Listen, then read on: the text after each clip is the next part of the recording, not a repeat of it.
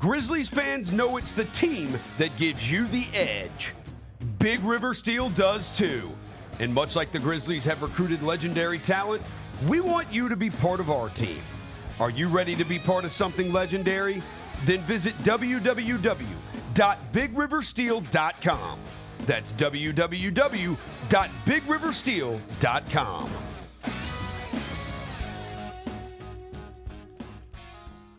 Kroger shoppers and Grizz fans, one exclusive last-minute discounted ticket deals takes it straight to you during the Grizzlies 2024-2025 season. Sign up with the new Kroger Buzzer Beater deal. Fans can sign up by texting Grizz to 636-479 or visit your local Kroger store in the Delta Division and scan the QR code. By signing up, you agree to receive recurring automated promotional and personalized marketing text messages from the Memphis Grizzlies. Consent is not a condition of any purchase. Message frequency varies. Message and data rates may apply. Anticipate each challenge, make a quick response, capitalize on every opportunity, and win. Greatness won't wait. It's true in basketball. It's true in banking. Grizzlies Checking from Pinnacle. Play hard. Bank easy. Open a Grizzlies checking account with at least $100 and a recurring direct deposit by August 31st, and you could receive a $200 direct deposit bonus into your account. Details at grizzliesbanking.com. Member FDIC. Thanks for showing up, Memphis. Nothing beats catching your Grizzlies IRL, and nobody knows that better than you. So next time you want to hit up a game, Ticketmaster's got your back with tickets to every upcoming matchup. Whether you're catching the Grizzlies at home or on the road, you'll find tickets at Ticketmaster, the official ticket marketplace of the Memphis Grizzlies and the NBA. Keep putting that jersey collection to use and get Grizzlies tickets today. There's no better brag than saying you saw it live. See you courtside again soon, Memphis. I never in a million years would have ever thought that John Cena's final run would be as a heel. I love it. I love it. Once they saw this from The Rock. They knew it. Everybody knew it except for Cody, which was so good. Great camera work by WWE. And then the kick. Yeah, I don't think WWE gets enough credit for the camera work and the production quality. I mean, it is incredible. Tune in to Grind City Wrestling weekly on the Grind City Media app and on the Grind City Media YouTube channel. Our fans have a huge impact on our ability to play to the level that we're striving for. Drop off, Durant. Oh! Well, you wanted home crowd involvement. I love those moments where you see our guys engaging in the fans, and the fans just get pumped up. They are standing in FedEx Forum. I would hate to be on the other side with the opposition when FedEx Forum's rolling. That's such an unbelievable relationship that our group has with our fans. Grammy, Academy, and Golden Globe Award-winning superstar, Mary J. Blige, live in Memphis. The For My Fans Tour, live at FedEx Forum Saturday, April 19th, with special guests Neo and Mario. Get tickets now at livenation.com. The iconic Mary J. Blige for one night only.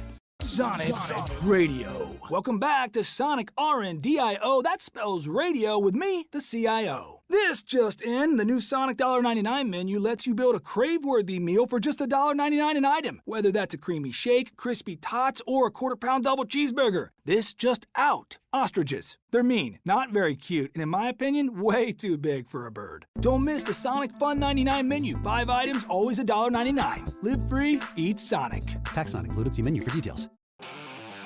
Thanks for showing up, Memphis. Nothing compares to catching your Grizzlies IRL. And that all starts with buying tickets at Ticketmaster, the official ticket marketplace of the Memphis Grizzlies and the NBA. Ticketmaster gets you to the game so you can catch every highlight. Put that jersey collection to use for the next game and get Grizzlies tickets at Ticketmaster. Whether they're here at FedEx Forum or on the road, Ticketmaster's got your back when it comes to scoring tickets. And there's no better brag than saying you saw it live.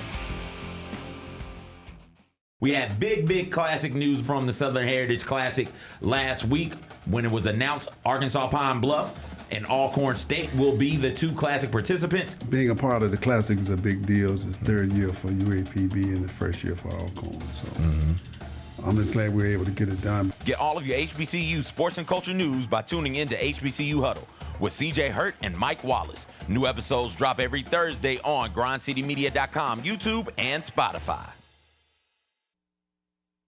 Live from downtown Memphis, this is the Chris Vernon Show on YouTube at Grind City Media and the official Grind City Media app. Now, here's your host, Chris Vernon.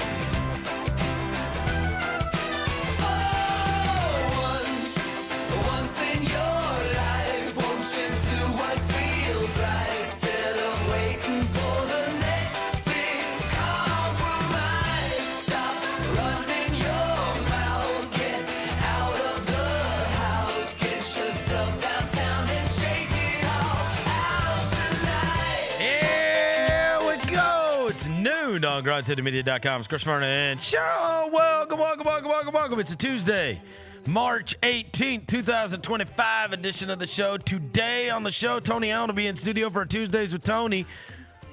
What a special day, considering that over the weekend we saw number 9 go up in the rafters. We'll recount everything he went through over the course of the last 4 days. In addition to that, the Grizzlies played a game last night and it went poorly.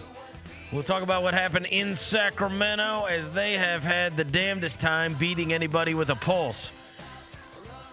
Alan Boston, our favorite college basketball wise guy who's been on the show for over a decade. I have never met him in person. He flew into Memphis last night after flight delays arrived at 2:30, but has said he would not miss today's show for the world. He will be here at 1 o'clock, and we are going to go through the NCAA Tournament bracket with him today and tomorrow as he graces our fine city. It's a Tuesday. It's beautiful out. Smile. Let's do it. Turn it up.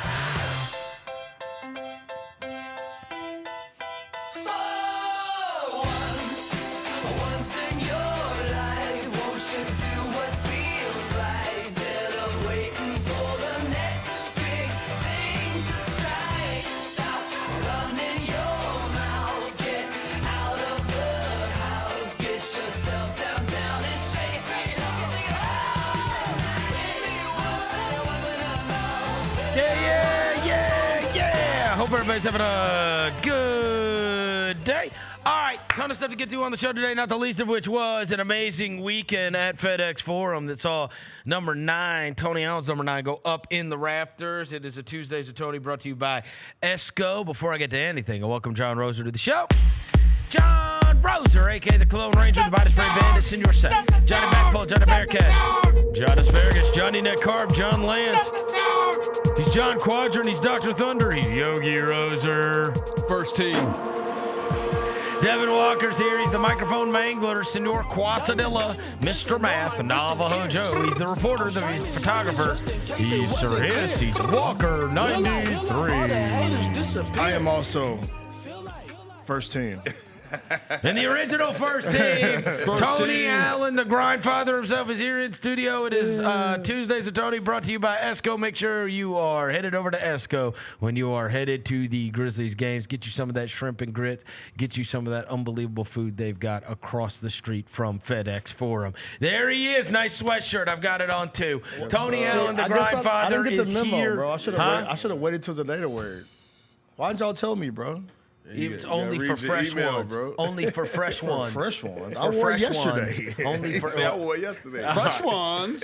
All right. He even got a Tony Allen hoodie on. I got the one from the team store. I got some all hard, man. Let's walk through it.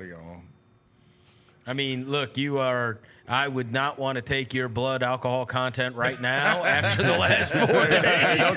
But I promise you, we will not do. We will not do any tests. But it was the party of all parties that went on for 4 straight days, starting with a lot of your family and friends coming in on Thursday night. Friday night, you guys did a special Out the Mud podcast at Joseph's over at Poplar and Perkins. So let's start with that. Yeah, shout out to Joseph's, man. They did a good job of putting on. And Robin Hood, you know, they did their thing Saturday. But Friday was just welcoming everybody, my friends and family, to the town in Memphis. You know, they pretty much fell in love with, didn't want to leave because the ceremonies went so well.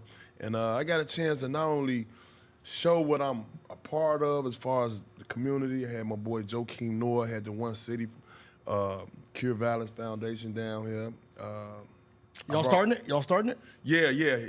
We starting in June. We got a target. We got a target month in June. We want to have some all put together by then. He grabbed me at the after party. Yes, him and Kobe. and Kobe both, and they were so thankful that we had mentioned it on the show prior to when you've been up there and you've been doing stuff with it and talked about what an impact that could have here. And in fact, I did not tell you this.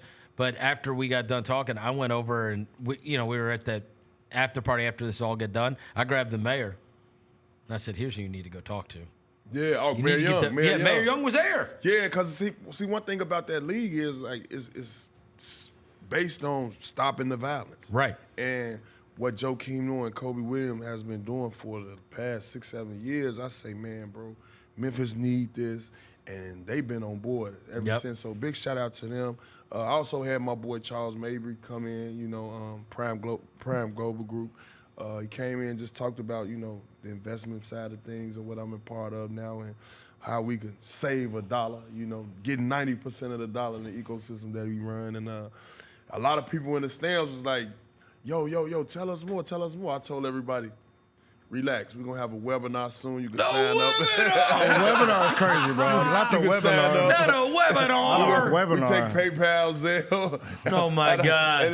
And before it was over with, I'm talking about everybody was getting Charles Mabry number because he put on such a great performance. And just getting people knowledgeable about how to invest in. I also had my old agent, Derek Powell. I don't know if you're familiar with one of Mike Higgins' guys that was under SFX. Yep. He got up there and talked about how the times was with me. And it was a great interview from Zebo. Zebo interviewed me. Oh, he did? Yeah. All right, so that'll be coming out, I guess, this week, right? Yeah, it'll be coming out next week. Okay, and then take me through Saturday. And then Saturday, man, I was just trying to keep my mind off of the time where I knew I had to be doing the speech. And so I did a little bit of everything. Stopped at Gus. Tried to keep my day normal, man. Stopped at Gus. Got me something to eat because I was downtown. You went through like a game day routine. Yeah, you went through a game day routine. Yeah, but you were doing a St. Patrick's Day thing too, right? Oh, let's start with that. I forgot all about that. Big shout out. It was not a normal day. Yeah, you were on like a throne. Big shout out to the St. Patrick's Day parade, man. Hey, it's all a blur. No, bro, everything. He does not know what happened Saturday. No chance. I just had to remind him that he was in a parade. Listen, you're right. You did have to remind me. But listen, no, I had so much fun. Listen, we gotta expand Beale Street, bro. Oh, whoa! It was too short. It was too short. I wanted to go back around, bro. You want to do a lap? Bro, I wanted to come back around, bro. You did. It was that packed out there, bro. It was that great, bro. I ain't never seen. You were throwing beads. I was throwing beads. I gotta work on my throw though, cause I ain't gonna lie, I was overthrowing, underthrowing. This was Saturday morning. Saturday morning, man. I ain't gonna lie, man. I had so much fun, man. He was like the king of the St. Patrick's Day parade, and Yeah, they had him on a king. They had me on throne. a chair. You felt like a G. But I was like, yo, I'm not about to sit down. And I done hit a few people in the head. I threw them over the people's heads. And so I stood up. I started throwing up. And then when I got like right towards the little four-way by the FedEx Forum, man, that crowd was so big right there, bro.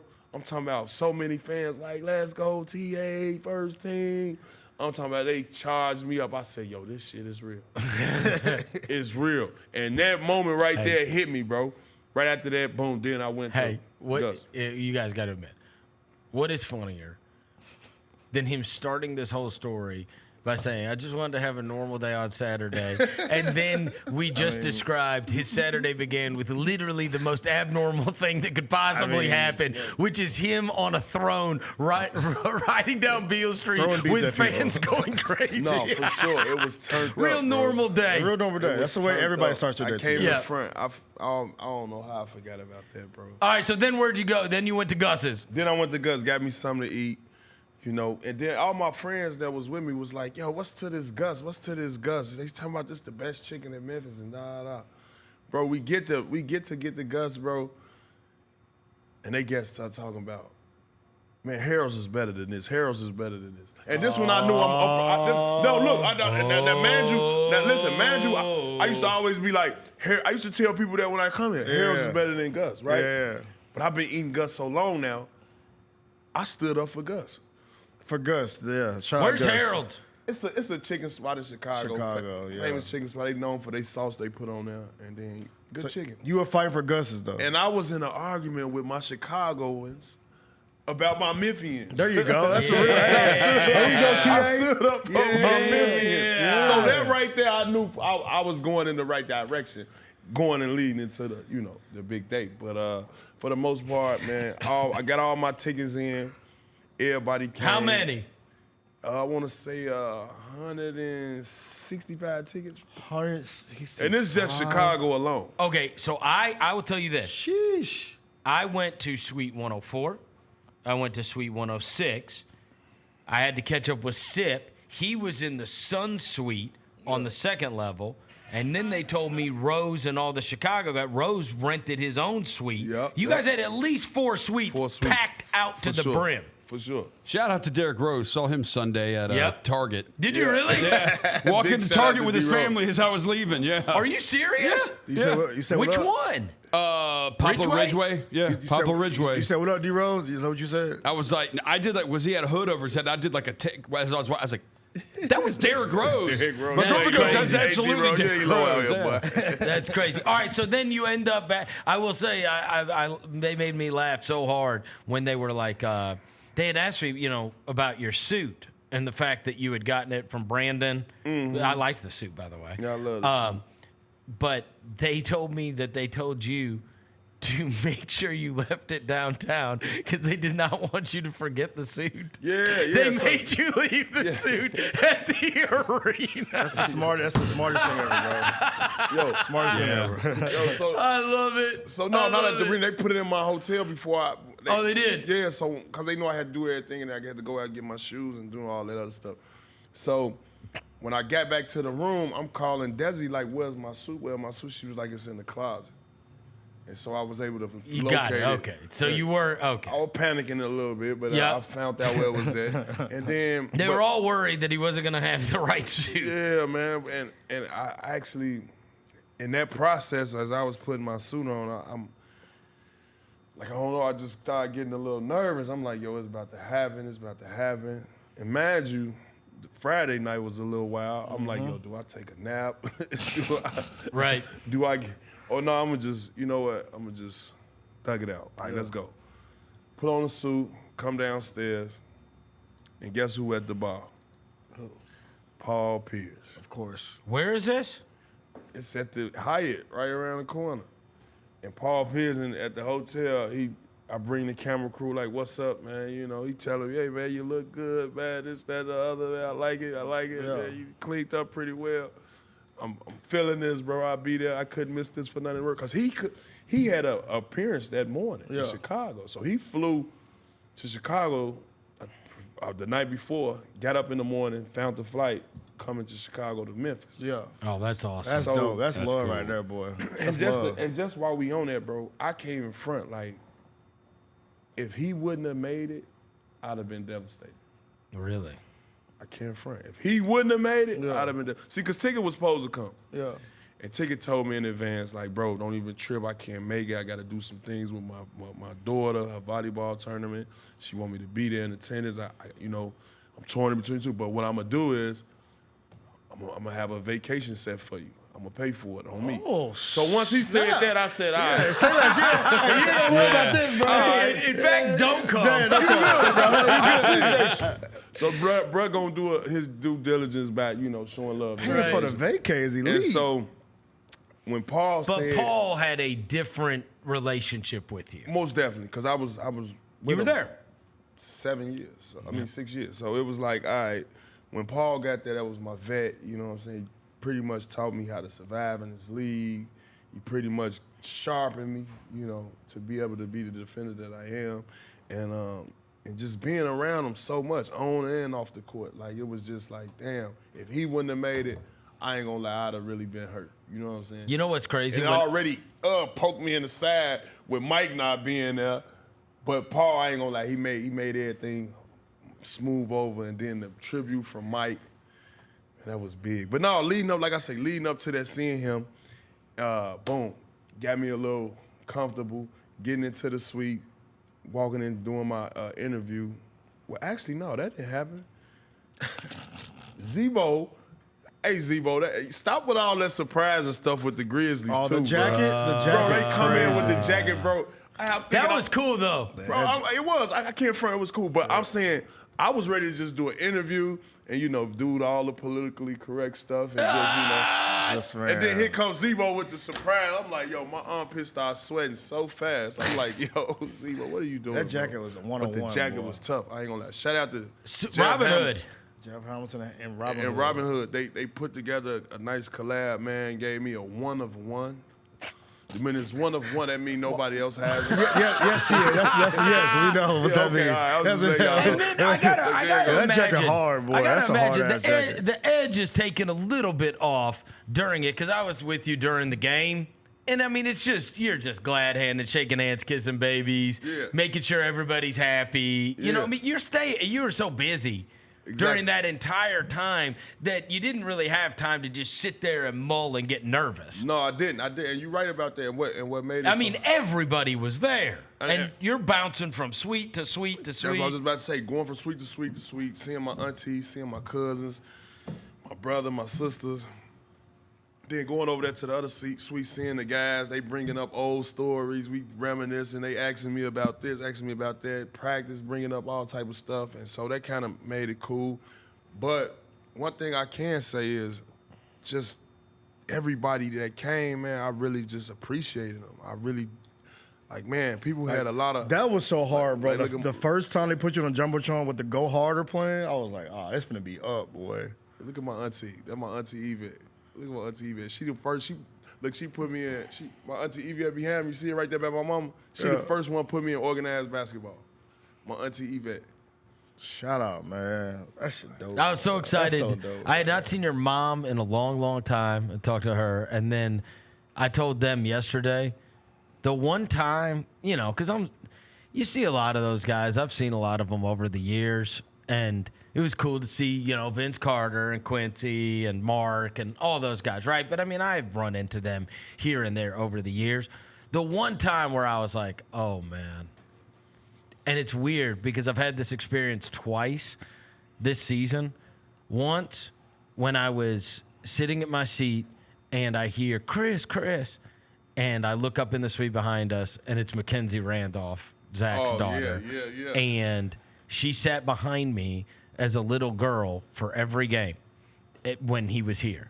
And now to see her as like an adult going to Louisville, a McDonald's All-American, I mean, it was super overwhelming. The only time I got like a little overwhelmed, honestly, you're going to trip out at this. Kiki. Oh, yeah, Kiki. That tripped me out. So your daughter, who...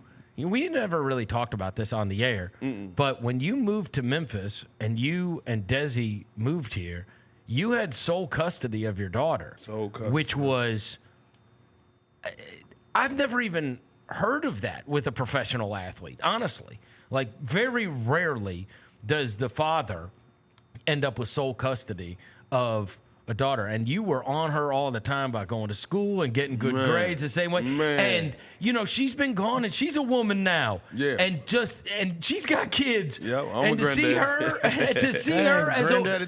see her with a woman with kids, and see her in that. I mean, I was like, this is crazy. We're old, bro. We definitely old. It made me feel so old because she was in high school. Yeah, she was in high school here at that time. She graduated at Southern Illinois. Unbelievable. And I'm trying to get her to go back to get her master's. And that's my baby boy. She had my baby boy and she my baby girl. It's crazy. Man, you're a granddad for real, bro. Yeah. Granddad TA. It's funny. That's crazy. It's funny because I got a haircut that morning too. I forgot to put that. Oh, you was sliced for sure. You was sliced. Oh, I saw the video of it. You was sliced. Yeah. Yeah, you put up a video of it. So I'm gonna put. And so when I got to the thing, the first thing she told me was, she was like, "Hold on, now. don't put all that down on my shirt. She put some because earlier that day she talking about my grades had left. Oh, she thought you hit you with the baby. Wow. I said I'm a millennium granddad. Hold on now, don't put them grades. That's tough. All right, so then we get through the game. Obviously, it's good that they win the game. That's always promising. You know I'm gonna take credit for that. Yeah, right. Yeah, well, Go ahead. Take credit for the game. You can take credit for it. The And Maya Mills Heat. Look, the whole like video of you coming out and the whole like behind the scenes thing, and then Lupe Fiat, like that all came off perfectly. Perfect. And then so look, when I got out of the actual ceremony, everybody kept asking me like, "Yo, like was that you walking out there and shaking your kid's hand?" Like, so the illusion, right, was so great because like you got to figure, boom. Oh, turn the so lights for people up. that don't understand, did you know this? That was not live. A lot of I know that was a video. But a lot of people thought that was live. Yeah, I know that was No, live. a lot of people thought it was They thought it was it's, live? it's supposed to look live, like they're following him down the I hallway, know and that then was he's live. walking back out. Because his kids were sitting in front of me, bro. Oh, But a lot of people didn't pay attention to that because when they turned the lights dark, now your attention goes straight to the. It's also why they needed to make sure you were wearing the same suit. That's right. Exactly. That's why. Exactly. Yes. So now you're walking out of the tunnel, but it did make it look like you were walking down the tunnel in order to get here. Lupe Fiasco was awesome, by the way. Shout out Perfect Lupe, song, man. Perfect Awesome. song. Perfect song. I mean, they couldn't have picked a better song. And All right, so what are you feeling right there? I'm trying to hold it in. Like, yo, I'm trying to hold it in. All right. Then Jenna's screaming in the background, go, go, go. You left somebody hanging to you. Watch this. You left somebody hanging. Watch. Oh, Wex gets the dap. Oh, you left my boy Lavelle, man. Bro, I gotta. Oh, You gotta man, and make that's sure you my drive him man up. too. Lavelle's the best. Yeah. Lavelle's been an usher forever. Lavelle, that's my man. Lavelle, don't even trip, man. I'm gonna have a bottle of whiskey for you when I get back. Don't you worry about it, man. That's my man. Look at Levi. He trying to get all the love. Look at him. He like, come on, Dad. I'm with you. Come on, Dad. I'm like, bro, scoot back, bro. All right. He is a big boy. He is so much. But yeah, it's fun. I enjoyed all that. Did you drink during the game? Did you try to take the edge Yeah, off? because we want to hear. I want to know why you almost fall off the stage. I mean, multiple times. it turns into Kings of Comedy. You start walking, bro, like walking forward. Yeah. It looked like Desi was Desi had to trying to grab stop you you a from couple falling times off and the pull you stage. back. She was. You just had to take the edge off a little But bit. but the thing was, You gotta like, loosen up. The thing was, I'm just glad I worked with a lot of strength and conditioning guys that my balance keeps me. You feel what I'm saying? Foot forward, move forward. You get what I'm saying? I can't remember what made you super emotional. What was it? I know when There was a time when my where mom you- started crying. Your mom- I'm trying to tell her to stop crying, so I won't keep crying. Like, be cool, Oh, mama. yeah. Like, Yeah, and that's when P had to like hug you because it looked like you was about to like break. You was about Yeah, to break mom for real. started breaking down. And it just, because I know, she know. Oh, Paul. That's who got you. Paul and Derek. Yeah, Paul They and Derek. both Yep, and Paul talking about being your big brother. That yep. got you. For I was sure. like, who's gonna pull at his heartstrings so hard For that he sure, can't for sure. help it? And them guys, I ain't gonna lie, they been there for me the whole time. I'm talking about from family to, you know what I'm saying, just professional side of it. I mean, it just on a day-to-day basis when, like I say, when we ain't even talking about nothing, we just calling and hanging out, and just to not cherish those relationships in that moment, man, it was emotional. You know, that's what it was. They said it was the video because they said that when they played the video, and then after the video, where everybody just stood up, and like that was the part where he like looked up and he was like, "Yo, like It's real. it was like, yo, It's real. This is happening right now." And then the mom broke down, and then all that. All that, like it was that little sequence there. But once I got back in rhythm, I was like, all right, we first know. team. We were there. We all know. night. We were there. We were there. You know what I'm saying? Do you know what's hysterical? I got I'm on the TV group text. Yeah. So we had a TV call early in the day, and it was the rundown of the ceremony, okay? And they were like, so there's going to be he's like, they're like, I think that Amber's probably just given like, real breathing room, because I'm not sure that this is going to take that long with some of these. So they allotted 8 minutes for Derrick Rose and for Paul Pierce, and they were going to do a couple questions each with Brevin, and then there was 6 minutes or 8 minutes, with whatever, and then there was this part of it, and then there was this part of it, right? So I'm looking at the rundown, and then they get to the end, and they're and then they've got the Tony speech. Yeah. It was allotted for 5 minutes, and I swear to God, they'll tell you. On the TV call, I said, if you think he is talking for 5 minutes, you have lost your mind. No chance. Hey, no chance. In the middle of it, Scott Zachary, our TV producer, in the middle of this going on, 5 minutes. In the middle of this going on, he texts me, he goes, well, Chris, you sure do know TA. And I was they kept what me. is wrong with you? At 5 Wait a minutes. minute, I forgot the little lady with the speaker, lovely little lady. Amber. Is that her name, Yeah, Amber? Amber. It's probably Amber. She did say, now that you say that, okay, it's time to She come back. told you 5 minutes? She said, yeah, and then they're going to give you the mic, and then you speak for a short little time, and then we'll bring her. Nah, ain't no such thing as short That's little what she time. said. I'm telling you, She it was did a say lot. that. She I said that. told them on the TV call. said I said, hold on now. She said that. I said, I promise you, when you give him that microphone, just be ready to keep extending the broadcast. Because he's not, I don't know what you think's about to happen, but I know what's about to happen. And if you're going to give him a microphone, he's going to talk. Yes, and no script, because I know Right. this is the part too. Like you I said he didn't write anything down. Oh yeah, it's a rap. I ain't writing nothing down. You like a preacher, bro, up there. Yeah. I ain't gonna hold y'all for a minute, but I'm gonna hold y'all for about 25 minutes. Hey, no, look, you right. Somebody else just said that. It was like Reverend Coleon. Yeah. They like, yo, bro, you just went up there, This is bro. what I told them. I told them yesterday. I said, they asked me what I wanted to do, if I wanted to do a video, if I wanted to be, stage, whatever. And I was like, look, this is Tony's night. Yeah, I don't have to do anything, right? And I did not care at all until Quincy Pondexter and Benno Udre and everybody else are getting shot. I'm like, oh my God, I should have gone. I'm like, this dude is just gonna literally, we were 5 seconds from him going in the stands and being like, what's your name? Marvin, shout out to you, Marvin. Appreciate you, Marvin. Shout out to Marvin for showing up.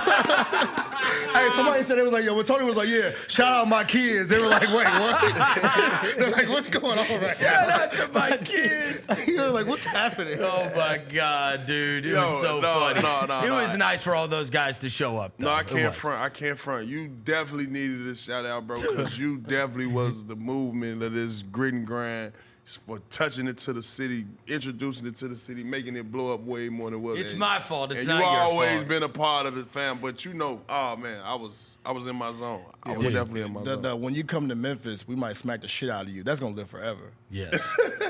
And we got something else that's gonna live forever because now you got something in common with Michael Jordan, TA. What? Both from Chicago. True that. Both got your jersey retired, and we got a crying Tony meme. We got the crying Tony. We got the crying Tony. Look at crying Tony. We got the crying Tony. You look better than Mike did, though. Yeah, you do. Mike looked like he was at a funeral. That was You just tough. look like you're overwhelmed. Yeah, that crying Tony meme. That's man. an overwhelmed cry, not a sad cry. I can't front. That is definitely gonna be a me. It was last night after the damn Kings game. We all used that last night, bro. Hey, I'm gonna put that up after every loss. Yeah, bro. Hey, we got the crying Tony, man. Hey, Grizz fan, we clipping that, man. Hey, we can make the meme out of it. Grizz when we play good teams. That's funny, man. When we play anybody over 500. Man, we crying Tony, man. You up Crying there? Tony. You up there right now, TA? That's stamped. But then I ain't gonna front. Like another part of the ceremony, I ain't gonna lie. A lot of times, I tell a story. You know what I'm saying? How the grit and grind, interview came about, this, that, and the other. I say Rudy a lot. I say Rudy. If he play, maybe it ain't no grit and grind, right? Yep. But let's not forget how great Rudy was, how good his potential was, and things of that nature. And I wanted to let it be known, like, bro, this just my story. It ain't no knock towards nothing. You did. It was just that's just what happened. But in reality, bro, I was hurt when he got traded. I wish he could have been that KD LeBron, Carmelo type of guy for us, and to see him in the building, I had to give him some love. I had to give him some, bro. Don't bring that over there. Bro, stop, bro. I ain't wearing this. Y'all the downside on this motherfucker. No, your head just got bigger. No, you gotta get the other one. You gotta get the other one. Oh, don't worry, we got the real ones. Y'all tweaking. We got the Grizz Jones. We got the Grizz Jones now. Yeah, keep talking about Rudy. Come on. Keep on talking about Rudy, dog. Talk about Quincy Pondexter and Beno Odre. Man, shout out to Beno Odre with the two dribble pull up. Them jumps was nice. I'm like, man. Oh my God. No, that's my boy. You know I got drafted with him. Okay. Me and him had the same draft class. You know, It was cool to see him. It was cool to see Vince Carter, all these guys that came in town. That was super neat. Star-studded event. Oh man. my God, Ed Davis, dude. That's my boy. I love Ed, and I was like, "What are you doing?" He's like, "Not much," and I was like, Yeah. I was like, "So what do you do like during the day?" He's like, kind of take the kids to school, carpool. I was like, where do you living? He's like, back in North Carolina. And I was like, so like, what are you doing like during the day? He's like, I don't really know. I was like, Ed, we got to find something, bro. Yeah, we got to find something for you best. to do. Man, I love Ed Davis. Capping, bro. He got a trucking company, bro. I know. He's got stuff going on, but he acts like he's got nothing going on. Yeah. And then obviously Joakim Noah and those guys and D Rose, the guys that came in, the Chicago guys. That was great. I would say too, you made me laugh, bro. This was a couple parts. You said, I love because we all wanted to be here. You know, like Allen Iverson in the crowd said, boo! You're like, hey, no, don't boo him. I'm like, what? I'm like, bro, what is going on? Yeah, that was I was like, what's going on, man? That was funny. He was like, no, don't boo him. Don't boo him. I'm like, man, bro. But the point was, and this is what you were trying to get across, is that like there was, and that was absolutely true. And it's still something we fight, which is players even within the league looking at Memphis some kind of way. Like they're like, I don't want to play there. I want, you know what I mean? I want to be in Phoenix. I want to be in Miami. I want to be in LA. I want to be right. Like, I mean, we're not. Look, that's the truth, and we can get mad at it. We're not the desired market. We're never going. You're the smallest market in the NBA. That's not going to be. It's going to take a special kind of guy to fall in love with it. It's going to take a special kind of player to really want to be here and embrace it and see what it is. And I have always thought that one of the major things about when we see Mark, when we see Mike, when we see you, when we see Zebo, and with all of the documentaries even we've seen, there is always an element of those documentaries of you guys being incredibly ingratiated with the people. And much like everybody else, yeah, that's awesome. Yeah, that's hard. Much like everybody else, right? Like I've lived here now for 25 years. And you can do the job that I do in anywhere, right? Like all kinds of different places, right? And the reason I've always loved being here is the same reason that the players that loved being here and then the players that became so beloved here felt the same, which is it's the people, bro. That's the difference about Memphis. The difference about Memphis than the other cities is the people. And I'd defy anybody to tell me anything different, right? And in the end, where you are or where you work or where you do your business or whatever, it's about the people. And that's the reason that I've always loved it so much here. And I think that it is true of Tony and it is true of Zebo. It's not because we got the most stuff to do, because we don't. It's not because we got the best team, because we don't. It's not because we got the best arena and facilities, because we don't. It's not because we got the best places to live, because we don't. The best places to go out and, do stuff during the day. Like, we don't have the best. We can kid ourselves all we want, but we know, right?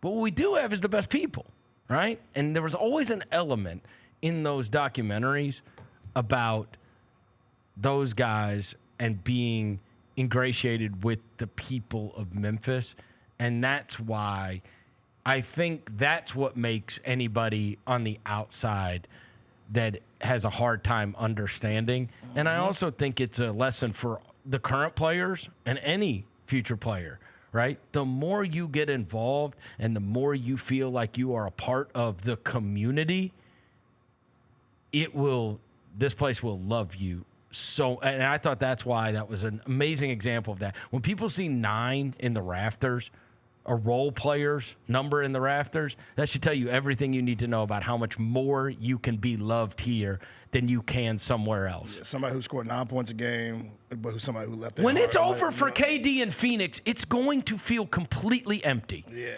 He is an amazing player, right? He's an amazing player. But they're not gonna feel a connection to him, and he's not gonna feel a connection to them. And it hasn't ended well anywhere for him. Right. I guarantee you the happiest he's ever been was in Oklahoma City. For sure. When he was getting all that love, yeah, for sure. You right? Right? I would agree. The happiest he's ever been. If you took a snapshot of his life, the happiest he's ever been is either at Texas or Oklahoma City. Yeah. Right? Because then from then on, because he was unhappy in Golden State. And he was unhappy in Brooklyn. And he was unhappy now in Phoenix. And it's like, I think that, there's a chasing of that. But, like, that's a long-winded way of saying, like, your whole small market speech and about how people have a perception of Memphis, I thought that was an unbelievable advertisement for the franchise and the city. Truly. No, for right? Yeah, and I think your number being up is as well. Yeah, that's what I said. Pete led me into that answer because I'm like, we as me being Zebo, me being me, Zebo being Zebo, Mark being Mark, growing up here, and then Mike getting drafted, it was like, yo, it's time to turn this thing around. And being in the community, going to these events, and being able to just touch hands of people who actually grind for this and actually go get it. And it's like, man, you know what? When we get back into this gym, bro, we gonna turn this thing up. And it was just all came full circle, bro. Before you know it, everybody done bought a house. Well, part of that is the whole like genesis of your pod, which is the Out the Mud, is that you see people like you, right? Yeah. People struggling, people that are trying to do better, people that are trying to break away from things holding them back. Like, you see that and you relate to it in a way that there's a lot of people that can't relate to it. Yeah, a lot of people can't relate. I think that's the reason why like stuff like last night pisses people off so much, because it's like people like Tony and them would not let people just drive around them and just allow stuff to happen. You know what I'm saying?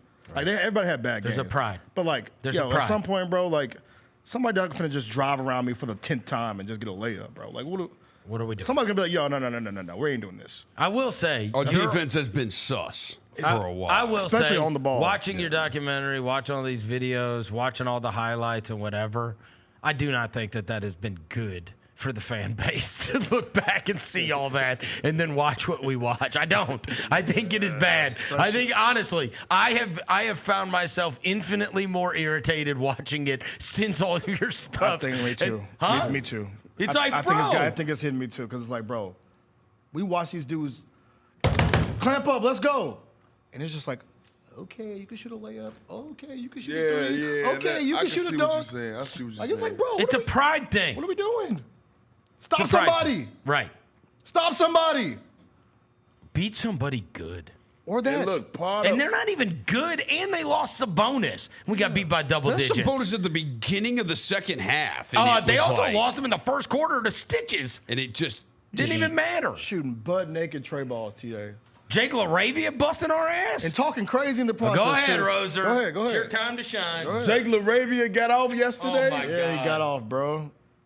Best game of the season, probably. Yeah. Well, I mean, it is what it is. The two guys we traded at the deadline both help you more than the guys you have. So it's just true. Like, I just want to play better defense. I can see. How do we play better defense? But see, that's the thing. Like, it's a mindset, honestly. Like, it's a mindset, right? They also didn't have point guard last night. Like, are we going to try to be like the rest of the league? or we gonna try to separate ourselves from the league. Like back in the day, they weren't really playing defense like that neither. You had a few teams, but mostly teams was really trying to score. So you look at how do we want to come out here and compete at a high level? Do we want to outscore you, or do we want to get some stops? Get 3-4 stops in a row, translate that in 3-4 buckets. Yeah, now we got the edge. But if you don't take that serious, you know, I think you're gonna have these type of games come about, man. Because the Kings don't shoot. They don't shoot the ball well from 3-ball.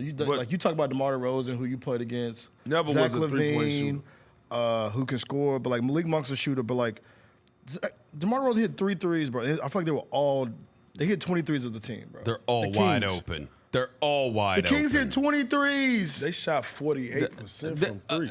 The other one though is like he's play defense. Friend of the show. He's great to comes up here, but like, bro, Jaron, you've got to be awesome with what's out there. Like Dez put the ball in the hoop last night and couldn't miss, but like Jalen Wells and Luke Kennard cannot be taking the same amount of shots as you take, and Zach Edey. Like, dude, I don't remember Jaron even being like that was one of the first nights that I was like, I don't even remember Jaron being out there. There's foul trouble and double teams, bro.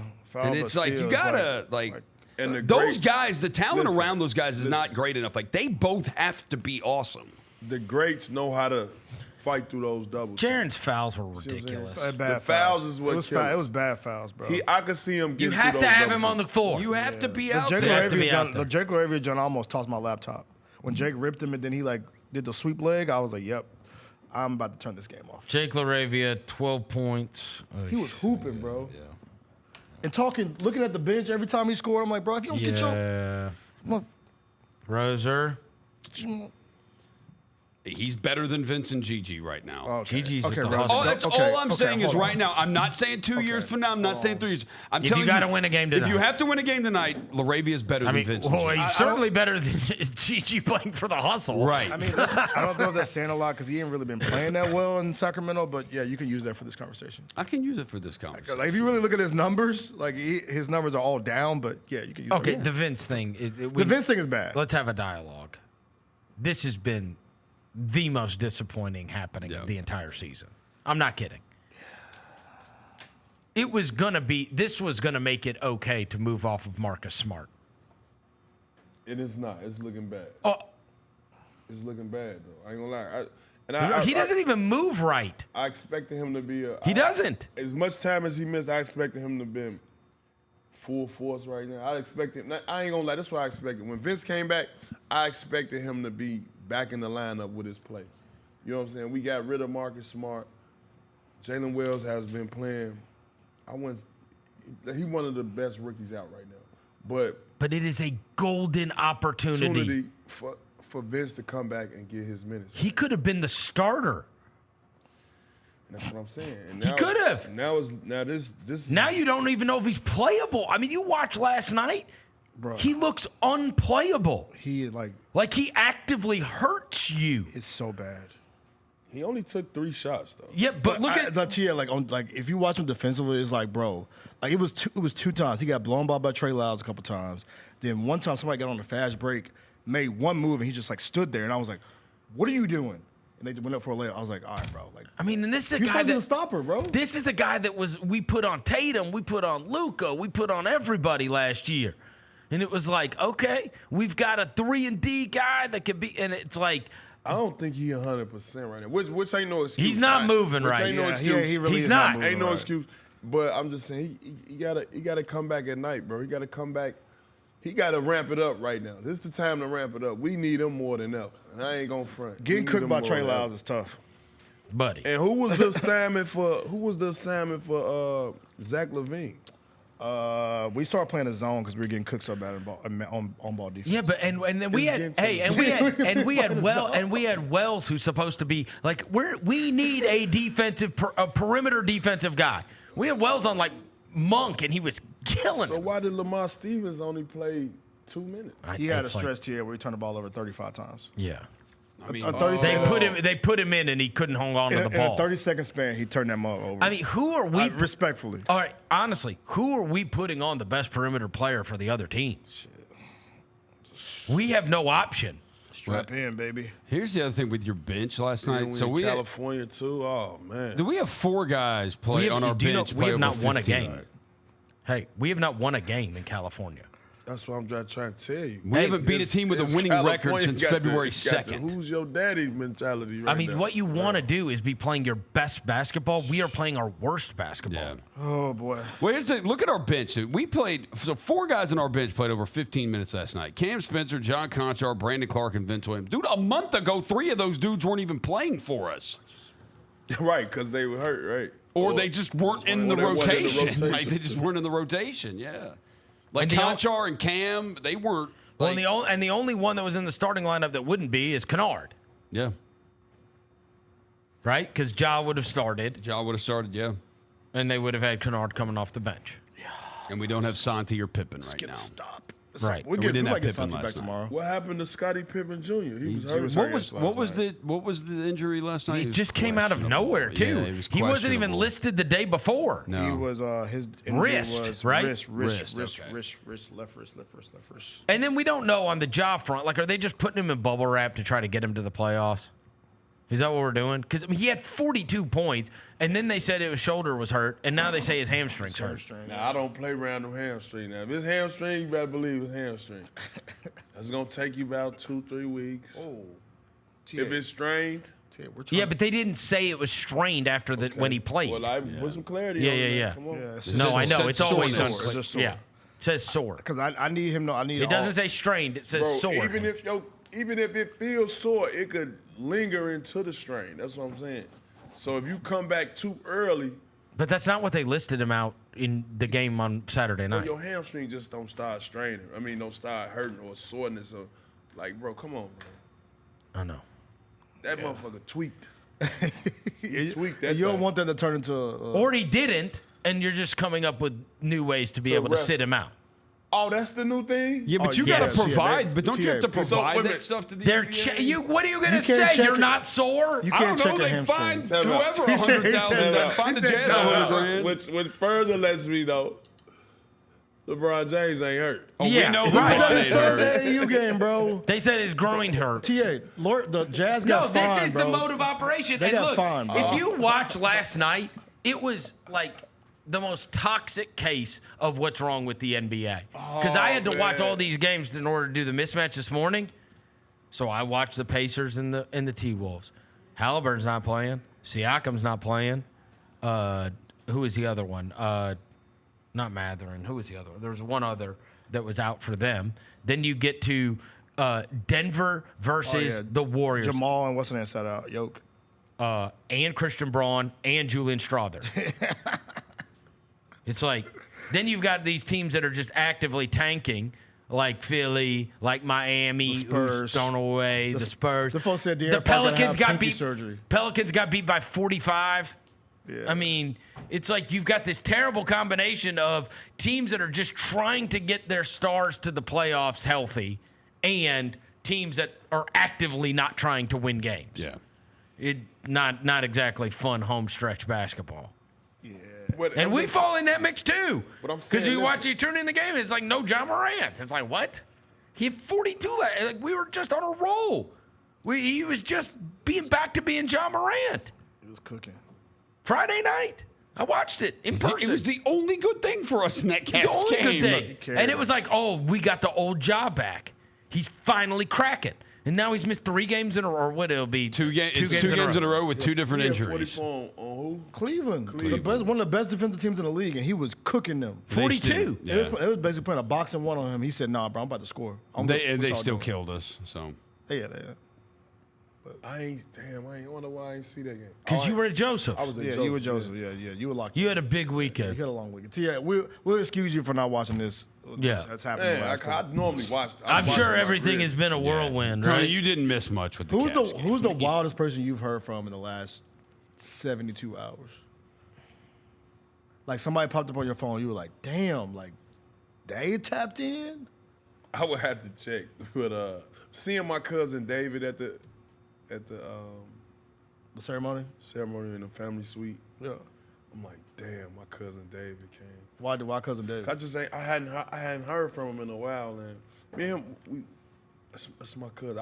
One thing I always wanted to do, but I never signed a lucrative enough deal, big enough to do it, but I always wanted to like buy him a house or something, buy him like a big boy house. You know what I'm saying? David? Yeah, that's my cousin. You can still buy David an apartment or something, you know? Yeah, I'll give him a few dollars. Yeah, give him a few dollars. You know what I'm saying? Give him a few dollars. How many people asked you for money this weekend? No, they knew not to fix their mouth to do that, because it was my day. I ain't buying. Man, better. you want to know what? Hey, you know what he tells me?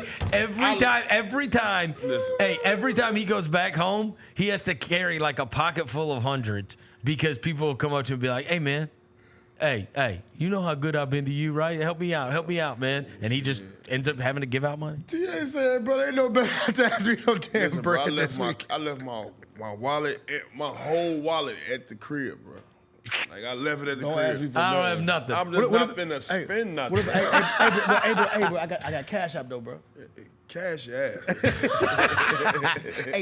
hey, man, you know I got Zelle. You know what I'm saying? Hey. Listen, man, it wasn't none of that. But I can't front it. If I had to look at just that, probably been there, just seeing him and David, it's been a long time since you've seen him. Been a minute, and I thought maybe you would say like Obama or somebody. I wish my grandmama could have came.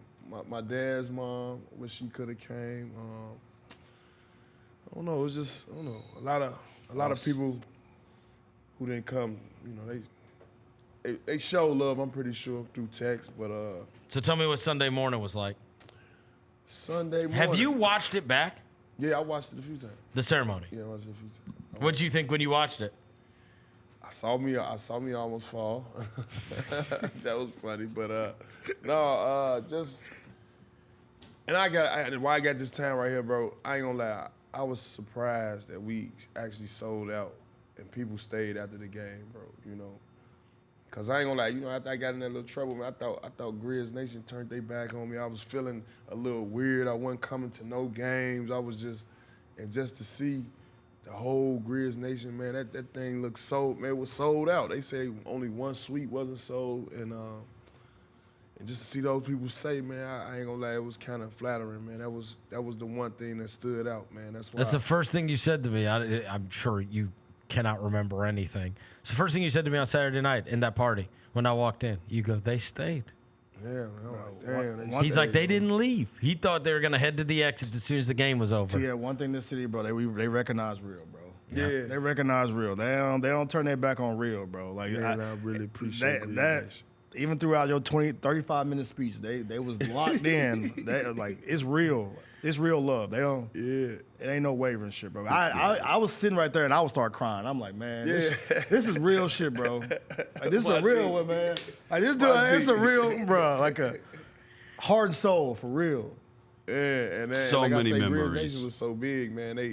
They held me through it all, man. And the organization, you know, like I said. And one shout out I forgot to shout out too was rest in peace Michael Heisley, man. I forgot to, cause before he passed, he did tell me, he said, man, look, man, we gonna take care of you. You a Grizzly for life. And I remember him saying that vividly when he sold the team. Yep. And the new ownership came in and they've been. Para was great. Para's been great. That's what I said. Para been great. They've been carrying it towards he does not get enough credit because he's not omnipresent. Yeah. Para has done an unbelievable job supporting this. Yeah. And especially understanding how much you guys meant to people when you left. When you went to the Pelicans, he made it clear then. When Zebo went to the Kings, he made it clear then. When Mark went to the Raptors, he made it clear. Yeah. Like, he made it all, like, even when we knew that our heart was getting ripped out and we were going to have to watch you guys in other uniforms, Para came to the forefront to let everybody know, like, no.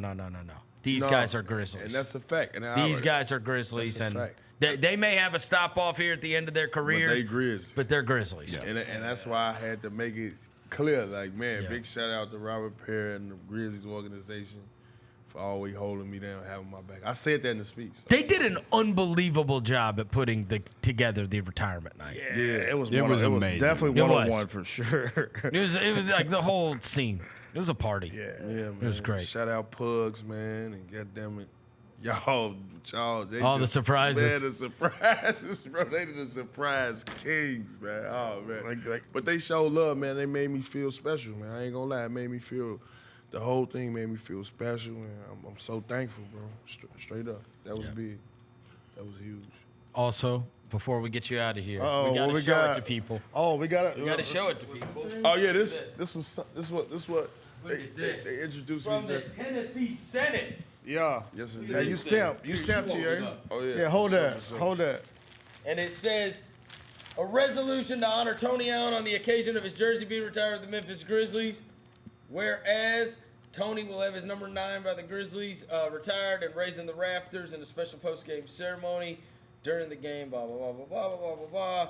And so it is resolved by the state of the 114th General Assembly that we honor and congratulate Tony Allen on the occasion of his number 9 being retired by the Memphis Grizzlies, raised in the rafters, blah, blah. So you got a whole decree here, a resolution from the Tennessee State Senate. Unbelievable. Yeah, that's hard. Super cool. It's crazy because we have this and we can still this summertime here. You know, we gotta go to we gotta make a little trip on down to Nashville, bro. Yep. Yeah, for the Tennessee Sports. So we're gonna have to be, you know what I'm saying? We're gonna have to get in a little sprint ski, you know That's what I'm for saying? sure.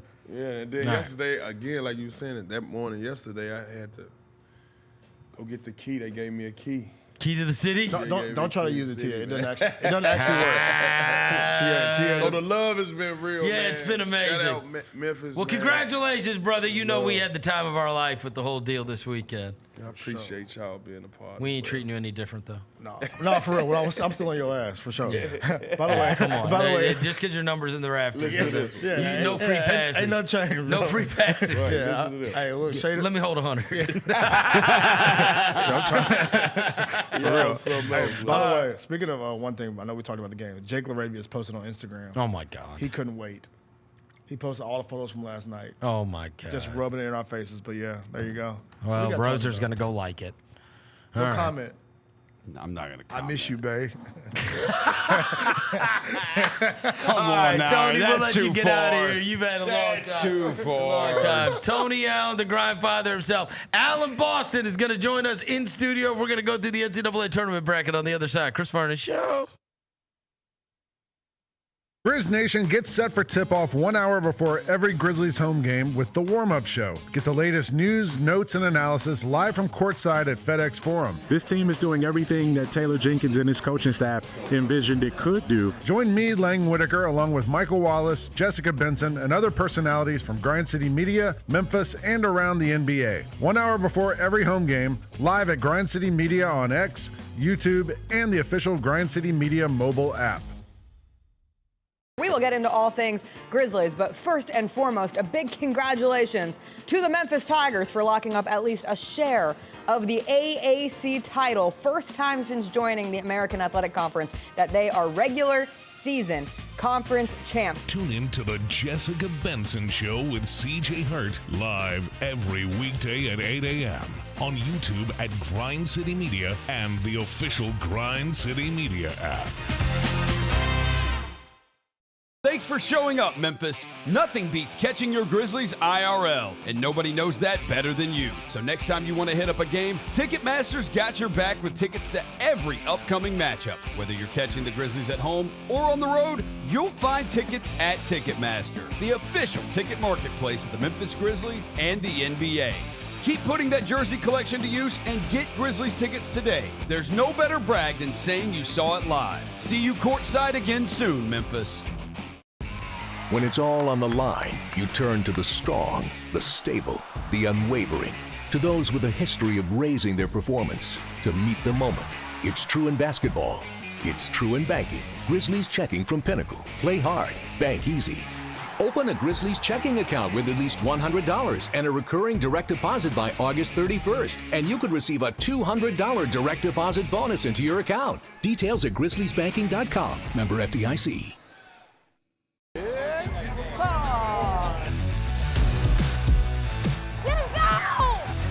Bain drives. Oh, yeah?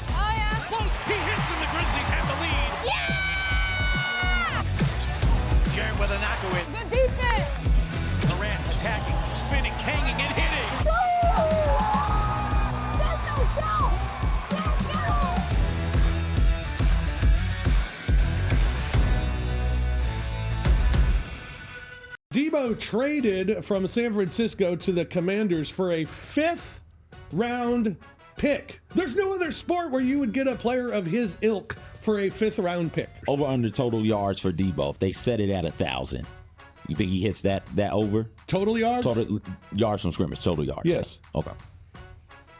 Yes. The Odds Couple, live at 2 p.m. on YouTube at Grind City Media and the official Grind City Media app. Grizzlies fans, dunks, dimes, and no-looks are great on TV, but nothing compares to catching them IRL. And that starts with buying tickets at Ticketmaster, the official ticket marketplace of the Memphis Grizzlies and the NBA. Ticketmaster gets you to the game so you can catch every highlight in person. From seeing your favorite Grizzly stars up close to hearing the squeak of the sneakers on the hardwood. Put that jersey collection to use and get tickets at Ticketmaster. There's no better brag than saying you saw it live. See you courtside, Memphis.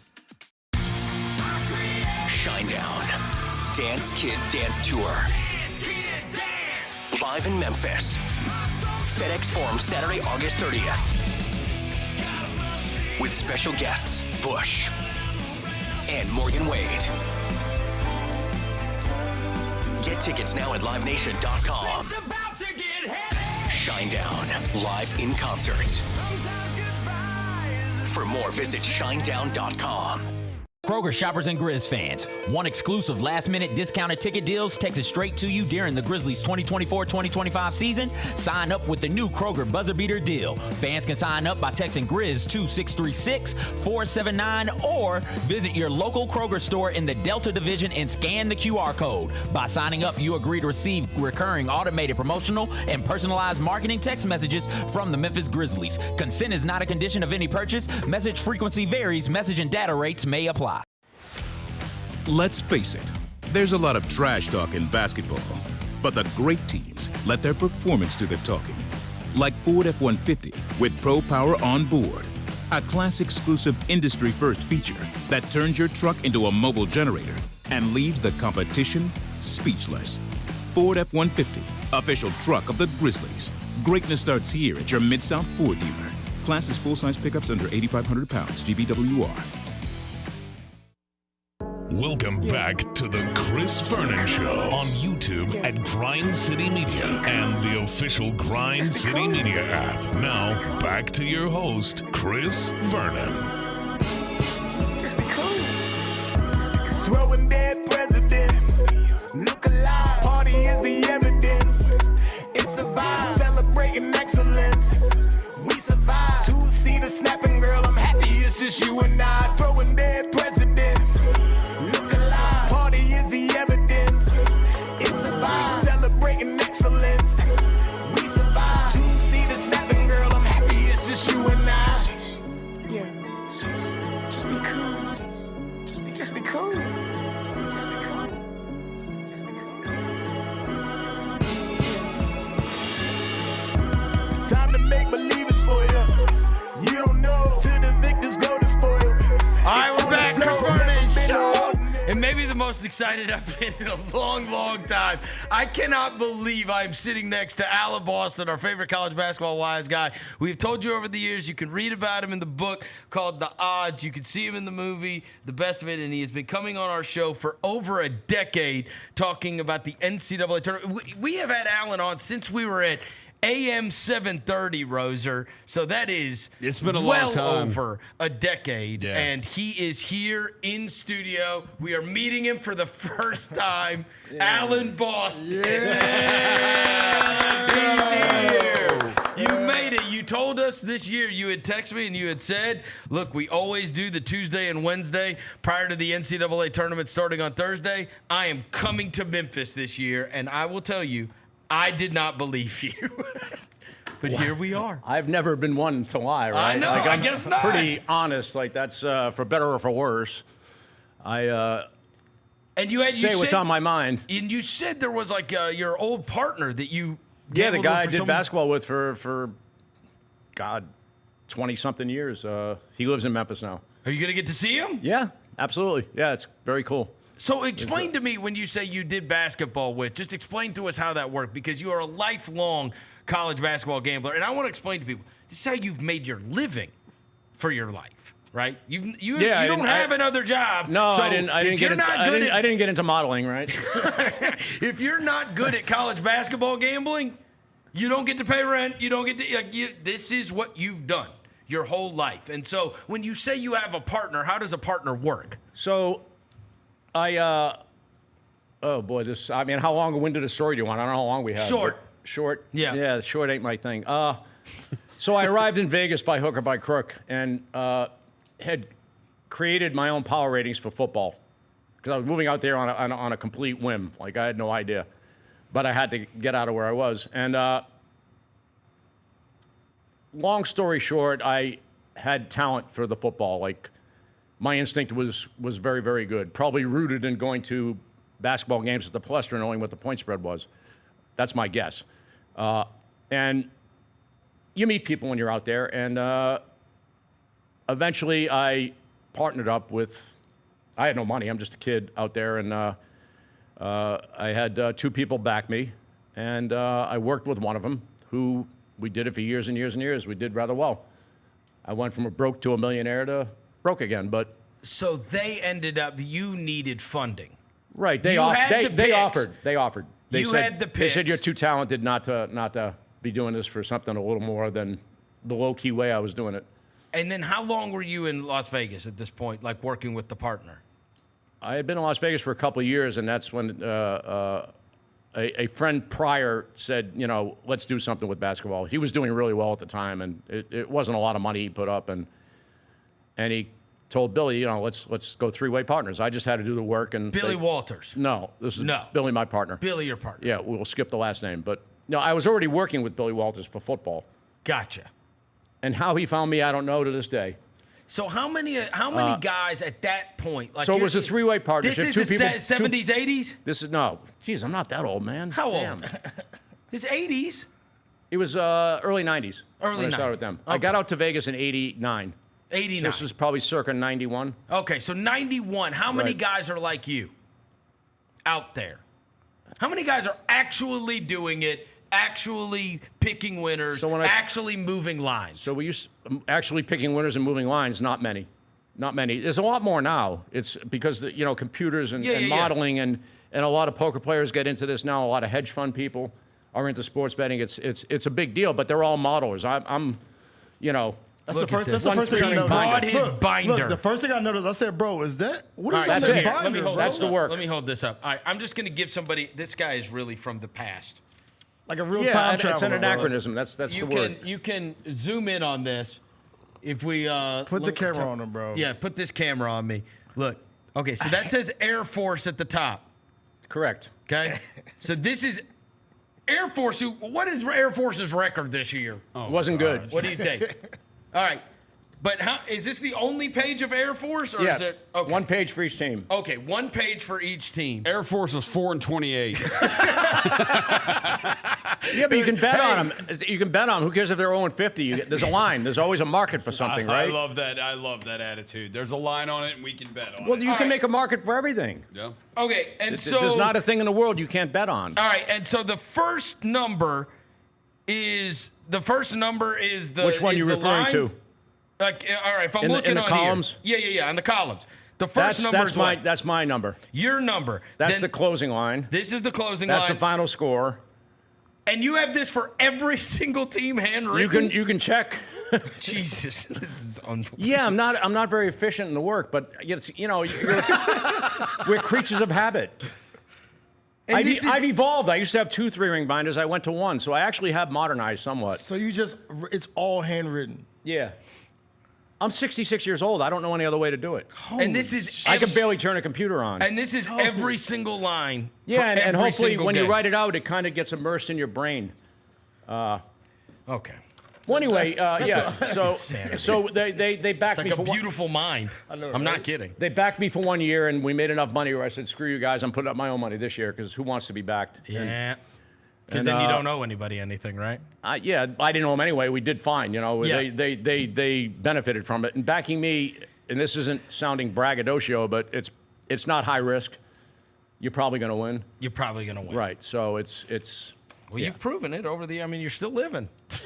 You've been, and you're still doing it. I will tell you. We got a guy in there that's a wrestler. We got a guy that's sitting there with you. And he said this guy's is in amazing shape. Yeah, I'm a beast. I am. I'm in better shape. I'm in better shape than I am picking at basketball. All right, definitely. I'm gonna guess that you hated the bracket. The only chance they had it really going wrong is if Cal San Diego lost the finals and they left them out. That would have been beyond disgusting. Yeah. And you will see that probably when they play Michigan, how good they are. The seeding is absurd. I wrote down by my ratings what the seeding should be, so we'll maybe throw that out there as we go over the games. Let's start with the first. All the conversation over the course of the last 48 hours has been how ridiculous it was that North Carolina's in the tournament. Well, they should be in the tournament. Do you agree? No, they should be in the tournament by power ratings. If you take my ratings and the top, whatever it is 31 at larges, so the top 37 teams, they'd be in there easily, actually. So if you easily, if you've always said I would have North they Carolina, should talk to gamblers. If you would have given them a list, you would have Carolina in. I would have them as a 9 seed. Yes. Oh wow. So they're in easily. But, how long have I said this is corrupt? Like, I've been saying it since 2001, maybe, when they left Butler and Utah State out, when they both were easily, what Butler would have been favored over all 4 2 seeds or something. It was crazy how bad it was. And then I realized, there's big money in this, and they're behind closed doors, and it's like our government. They're going to take the money and get it to the right places. And they do. And every rule change they made has favored the power conferences. Every parameter they use to determine who's in the conference tournament favors the big school, the big boys. However, so back to North Carolina, they have their parameters of what they're looking for: quad 1 wins and all this other stuff that means absolutely nothing. You just want the best teams. Right. It's all BS. By their parameters, North Carolina should never be in. Of course not. Right.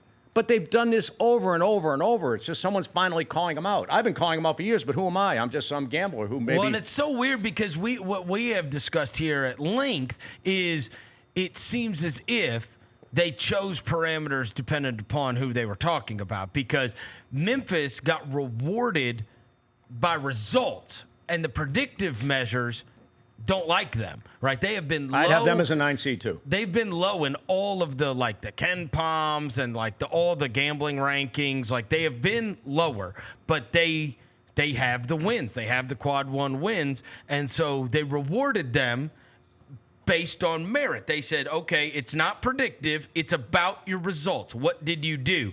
And then they flipped that completely with Carolina. They said, make it up on the fly. It is not results. It is predictive. Right, but they've done this for years. They just make it up on the fly. They always change the rules, but no matter what, there's a couple that are in there or have cupcake draws like Duke every year that leaves me scratching my head because I actually know who should be in. And who did you think? Indiana State last year was ridiculous. They weren't in it. It was just completely insane. What was the most egregious this year? What team should be in the tournament that's not in the tournament, in your opinion? Oklahoma. No, they're in. You said should be in the tournament. No, They shouldn't be. Should be. Oh, that's that shouldn't not. be. Yeah. It wasn't that. It you wasn't. Didn't feel like there's somebody that got left out yeah, that is there's egregious? teams that were rated better, but it's not completely egregious. Ohio State was rated better than a lot of them, and I'm trying to look. I'm trying to think of who got left out because I really didn't care. The highest rated on Ken Palm was Ohio State, and then the next was Northwestern, SMU, Indiana. No. Northwestern. Boise. Northwestern isn't close. Boise's in that mix too. Yeah, SMU, Boise, Virginia. but Ohio State's a 1.5 over those teams, or a point. But they stunk too. Okay, so West Virginia. There you go. West Virginia's right there with Ohio State. Yeah. And you think, so they're suing. But again, it's not egregious. Yeah, good luck to them. What are you supposed to do? It's some subjective. Yeah, right. Behind closed doors again. And, yeah. But the one year UCLA got in when they absolutely had no right to be in, they said, well, they passed the eye test. That's what the head of this committee said on national TV. Right. They passed the eye test. Well, what the F is the eye test? All right, let's get to games tonight. See, I did good there. Yeah, you did. That was good. Way! All right, let's get to games. We'll just start off with these first 4 ones because we got two. I actually like them. So. Oh, you do? Yeah. St. Francis, Alabama State. So I don't follow these teams that closely because it's 370 teams, and I have to have some limit, and you can't bet as much on some of these lesser conferences, Alabama State and St. Francis being 2 of them. But I do keep ratings on them, as you'll see in here. My number is Alabama State 6. Oh, and it's 3.5? Right, so I power rate a game. So I laid 2.5. Pretty big, actually. Wow. With Alabama State. Now, Alabama State started off the year a little beat up. The coach's son, Madlock. The coach is Madlock. He's very Tony good. Madlock. Hey. That's our guy. Memphis. Oh, he's a Memphis He guy. was on the Memphis guy. he was on the 1992 Elite 8 team. He's on the 92 Elite 8 team. Oh, He's wow. a Memphis legend, and his son's on the team. Right, his son's So on the they're team. His Memphis son was kids. hurt. His son was hurt to start the year. Yeah. And since they've gotten a lot better as they've gone along, I think he knows what he's doing. Like, I haven't watched Alabama State play, but their run through their conference tournament was very impressive. They beat Jackson State in the final, and I happened to watch Jackson State play earlier in the year because they have some high-level talent there. Deshaun Ruffin from Mississippi's on Jackson State. Like, how does he end up there? Like, X4-star recruit, maybe even 5. I don't really follow that stuff, but he was a big deal. And I watched Jackson State play Arkansas State, and it was like a pick'em game. And Arkansas State's very good. Like they'd be favored over Northwestern, who Ken Palm thinks is close to being left out. Ken Palm does a good job. I'm not knocking him. Yeah. And this team's really good. But Alabama State beat them. Right. And Jackson State's totally healthy. They've had some injuries too throughout the year. So clearly Alabama State. Man, we ain't got no problem backing Tony Madlock. Nope. Yeah. Right? He definitely has some talent there, and by my numbers, they actually lay over St. Francis. St. Francis, I mentioned last time they lost their point guard at some point. Game 5 it was actually. They have a losing record. Yeah, they're 16 and 17. Krimmel's been there a long time. He's a class act. The teams usually very briefly, I have to say this briefly. The way all this works is each team with each coach plays within a certain parameter of numbers, which is very limited. It's like if you're a scratch golfer, you're going to shoot between 2 over and 2 under par probably. Mm-hmm. And that's how this works. If you're a Duke team, you're an elite team, you're going to play around 102 by my ratings. Providence Duke is 105.5 this year. They've blown through it, but someone said they're the best team since 1990. No. Connecticut last year is the best team that's ever been in existence in college basketball. And then prior to them, it was Villanova.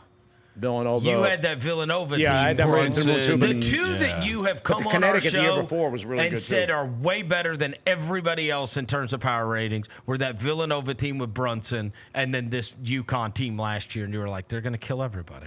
Yeah, the UConn team the year before that was really good too. Both those teams destroyed everybody in the tournament. Yeah, this year's UConn team won't be doing that, but no. So anyway, let's establish that there's a finite range of ranges that teams typically play to, given the same coach.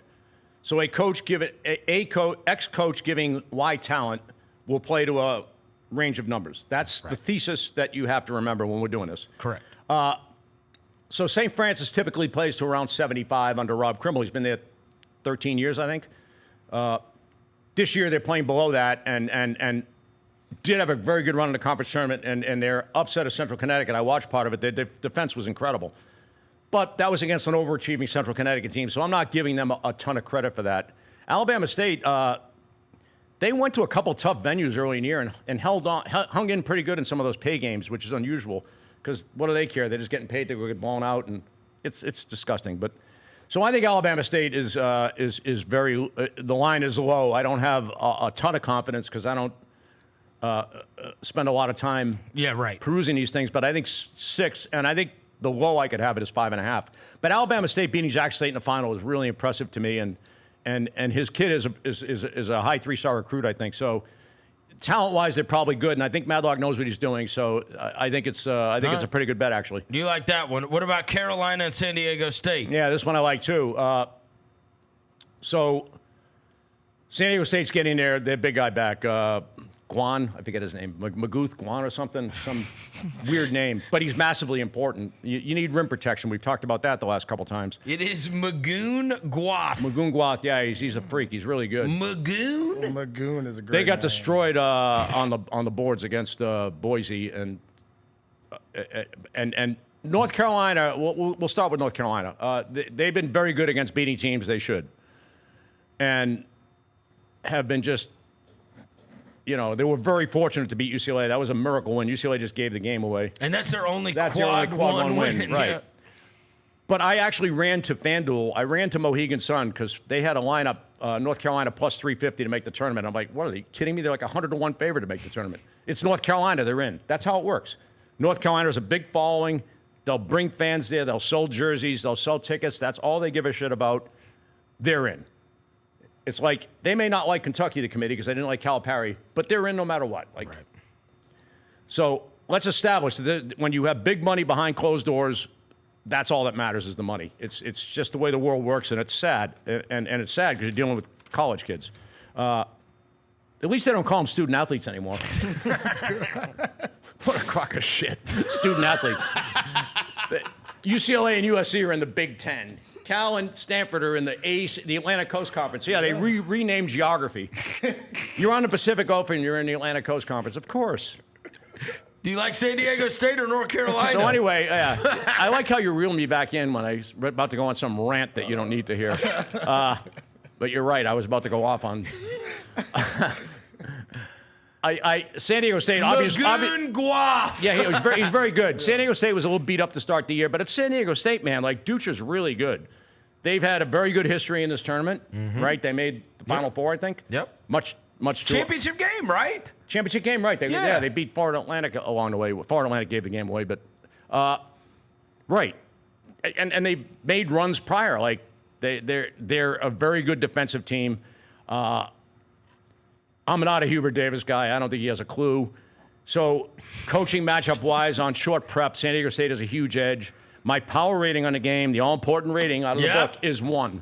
Oh, and it's 4.5? It's 4.5. Now, typically, North Carolina plays to a little higher rating than this, and San Diego State typically plays to about where they're at. So one might expect North Carolina's a wiggle room to be better, but they've shown nothing this year that indicates that there's any upside for this team.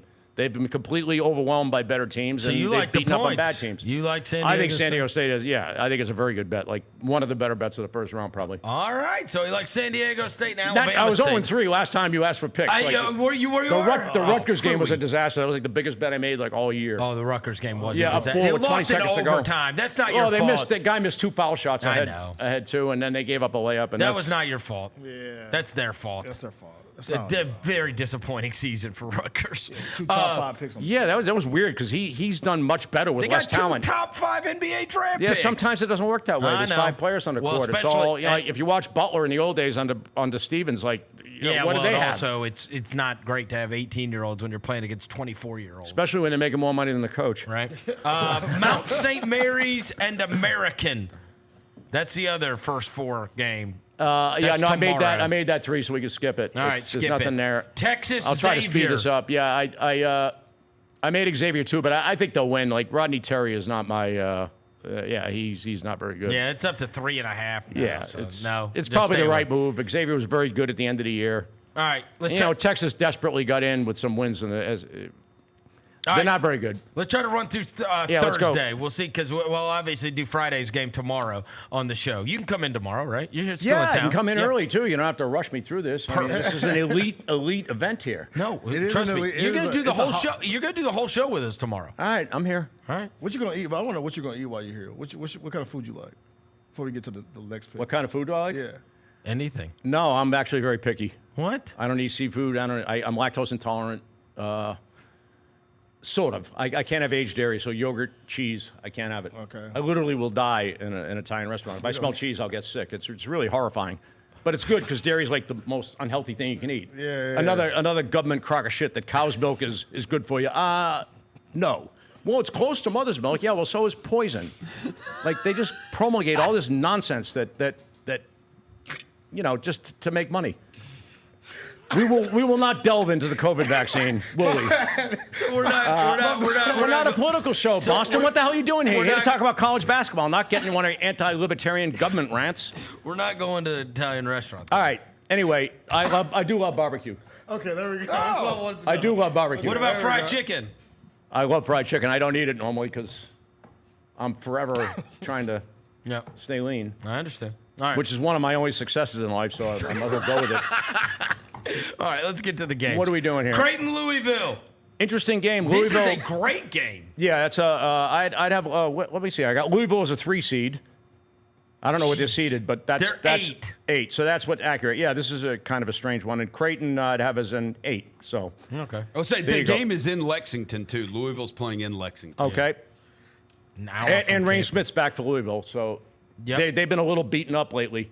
So Louisville, if you go back to back to that parameter thing. So pre-conference, they have a new coach, Louisville, so and of course he was infinitely better than the disaster that was there prior. They got Pat Kelsey. Pat from Kelsey's Charleston. great, yeah. Charleston Winthrop. He had Winthrop playing to like a 90, which is a lower tier Big Ten rating. Wow. Yeah, so he is really, really good. And Charleston, the same thing. He blew through their rating too. So the guy obviously knows what he's doing. And it was no surprise that Louisville improved, but they improved way more than I expected. However, if you go back to their pre-conference, and I could cheat and look in the book, but I'll try not to rifle through the pages here. They did get blown out by Tennessee at home. They lost to Mississippi at home. They had some injuries there for a while, but they've recovered. And now the question is there blowout of everybody in the ACC because the fact that the ACC is a bunch of shit teams, or that Louisville got really good? That's the key question. Yep. So what do you think? I think I made the game too. McDermott for Creighton is terrific, so the coaching edges is nothing there. And visually watching Creighton, like Louisville's not overly talented, but they run great stuff and you know they absolutely maximize what they got. And as I'm talking here, I'm thinking I watched Creighton in the Big East tournament, and they were dead and buried against DePaul, but they were a complete no-show. They were 11 down with like a minute to go and got it to overtime. But they were really, really good against Connecticut. And then in the first half against St. John's, they were really good. But the team is not deep, and they played a shit ton of minutes, and they ran out of gas.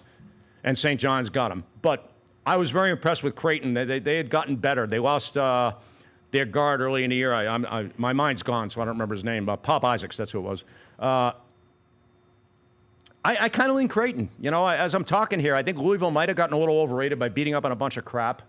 Because against the good teams early in the year, they weren't that good. Your number is on the number. My number's on the number, Right. yeah. But I think Creighton might be okay here. They've been through it too, Creighton. They had players in it last year. All right, I can't wait to ask you about this next one because there were a few teams last week when they punched their ticket and we asked you if they were real and we should pay attention when their name gets announced on Sunday or not. And that applies to High Point. You told us that High Point was somebody to keep an eye out for, and then they draw as a 13 seed, they draw Purdue. So I'd have Purdue as a 5 seed, which I think is close to what they are. Yep. So, yeah, High Point was amazing last year and lost in a conference tournament, which is one of the flaws for these mid-majors and conference tournaments where the only thing that matters is the conference tournament. So if I were a coach of a mid-major, I pretty much would dump the whole year. I would play zone defense and then come out with man, or play man and come out with some because conference tricked up tournaments defense. is all that matters. Yeah, just not show anyone anything the whole year and then come out with a whole new set of rules and just win 4 games. Right, win the 4 games in 4 days, whatever it is, and you're in. But unfortunately, it works the other way very often when you have this home run year, which out of nowhere, High Point, which is not some haven of college basketball, just blows through a rating. They played to like a Big Ten rating last year, and they did the same this year. They're even better this year. Their pre-conference wasn't great, but he talked in his press conference. I do listen to press conferences. That's where you can get a lot of info. But I don't have the resolve to listen to them all like I used to. He talked about how some of their reserves that were out were hurting the team. He likes to use a lot of guys. They have 2 very good point guards. Like, I don't think they'll have any problem. It's not like Purdue's overwhelmingly athletic. They should match up fine with Purdue. Huss is a great coach. Like, I like Matt Painter, too. Don't get me wrong. I'm not knocking Painter, but I think Huss maybe is borderline elite. Like, getting High Point to play to this rating is nuts. Like, High Point under Gigi Smith played to like a 75-ish, and High Point I've rated a 90.5 this year. It's completely insane. Yeah. So what's the number completely you have insane. on this? So my number is 6.5 on the game. Oh, that's the number. But it's 8. Oh, it's is? 8, yeah. But, yeah, if High Point beat them, it wouldn't shock me. Like, they never really played high level. You don't love this matchup for them. This is not one of those that you, when you saw it announced, like, oh, okay, here's the. Well, I think I got some high number. I forget what I took at DraftKings. DraftKings opened at I think 11 maybe. So I do have a bet on it, but it's nothing. I can't tell you. I got you. I'm not gonna go brag. Hey, I took 11. Like, yeah, no, anyone would have figured that out. No, that's what all these touts do. They all, I laid 3 in a game because they saw it open 3 and now it's 6, and they want to sound smart. But I actually did bet it. All right. But I'm not gonna mention it. But I would lean High Point for sure. I think They're very, very deep. Purdue's They been picked run off in the amazing past. stuff. Purdue is not overwhelmingly athletic. They beat you with more smarts than talent. And High Point is super smart. So, 6.5 is like the highest it could be. And yeah, I would definitely lean to High Point. All right. Montana, Wisconsin. Yeah, the number's too high, but it may be appropriately so. This is not that old plodding Wisconsin team that played 55-53, although in the conference tournament they did, but that's the conference tournament. They have 5 guys that can shoot the ball. They've modernized the offense. Their guard really knows what he's doing. Montana had a great year. Travis has been there for years. Decor, really good coach. But the Big Sky has been underwhelming in the conference in years past. And although I have the number way, way lower, I'm not enthusiastic about it. So I'll probably just leave it alone. Or if I bet it, it'll be a peanut on Montana. SIU, Edwardsville, Houston. I don't know what motivation has Houston for running up a score here. You're trying to win the NCAA tournament. You're not trying to win some game by 50 to improve your net ranking, which, by the way, is another stupid thing that the NCAA has done. They encourage teams to run up scores. Something coaches, I don't think, really want to do. Right. Something Cronin says he'll never do. But Cronin is Cronin. He's the best. He don't give a shit. He's saying what he believes. And the old school straight shooter. All these Huggins guys are all the same. Yep. Frank Martin. Yep. And Cronin and Underwood. And, God, I'm gonzo. The guy at Utah State. Oh, I can't remember who it is. Yeah, I don't remember his name either, which is really sad because I used to remember everything. So dementia is setting in. I'll tell you what his name is. Yeah, he was at Youngstown last year. He's really good. Calhoun is that Yeah, Calhoun. Jared Calhoun, right. Really Jared. good. Jared really Calhoun. good. All right. But Huggins is the best. He's one of the best of all time. Like, he's not politically correct, though. All right, so you don't love Houston minus 28. I can't. The line's too high, and why would they have their starters in ahead 20, 23, 24 with 8 minutes to go? There's no reason for it. Why risk injury? You're just trying to win the tournament, not some game, and win by. You don't have to win by 50 because your net ranking don't matter in the NCAA tournament. So, yeah, I think Edwardsville got a shot to cover. All right, big deal, but Will Wade and McNeese versus Clemson. Yeah, this is kind of an interesting one. So Clemson's another one. So typically Clemson's about 92 under Burnell, and he's been there a long time. And Burnell is excellent. This team is playing to a 96.5. Now, again, is that the bad ACC inflating some of these teams' ratings? Because Memphis did go in there and beat them. Yep. In a 10 a.m. But they game. did beat Duke, Clemson, too. So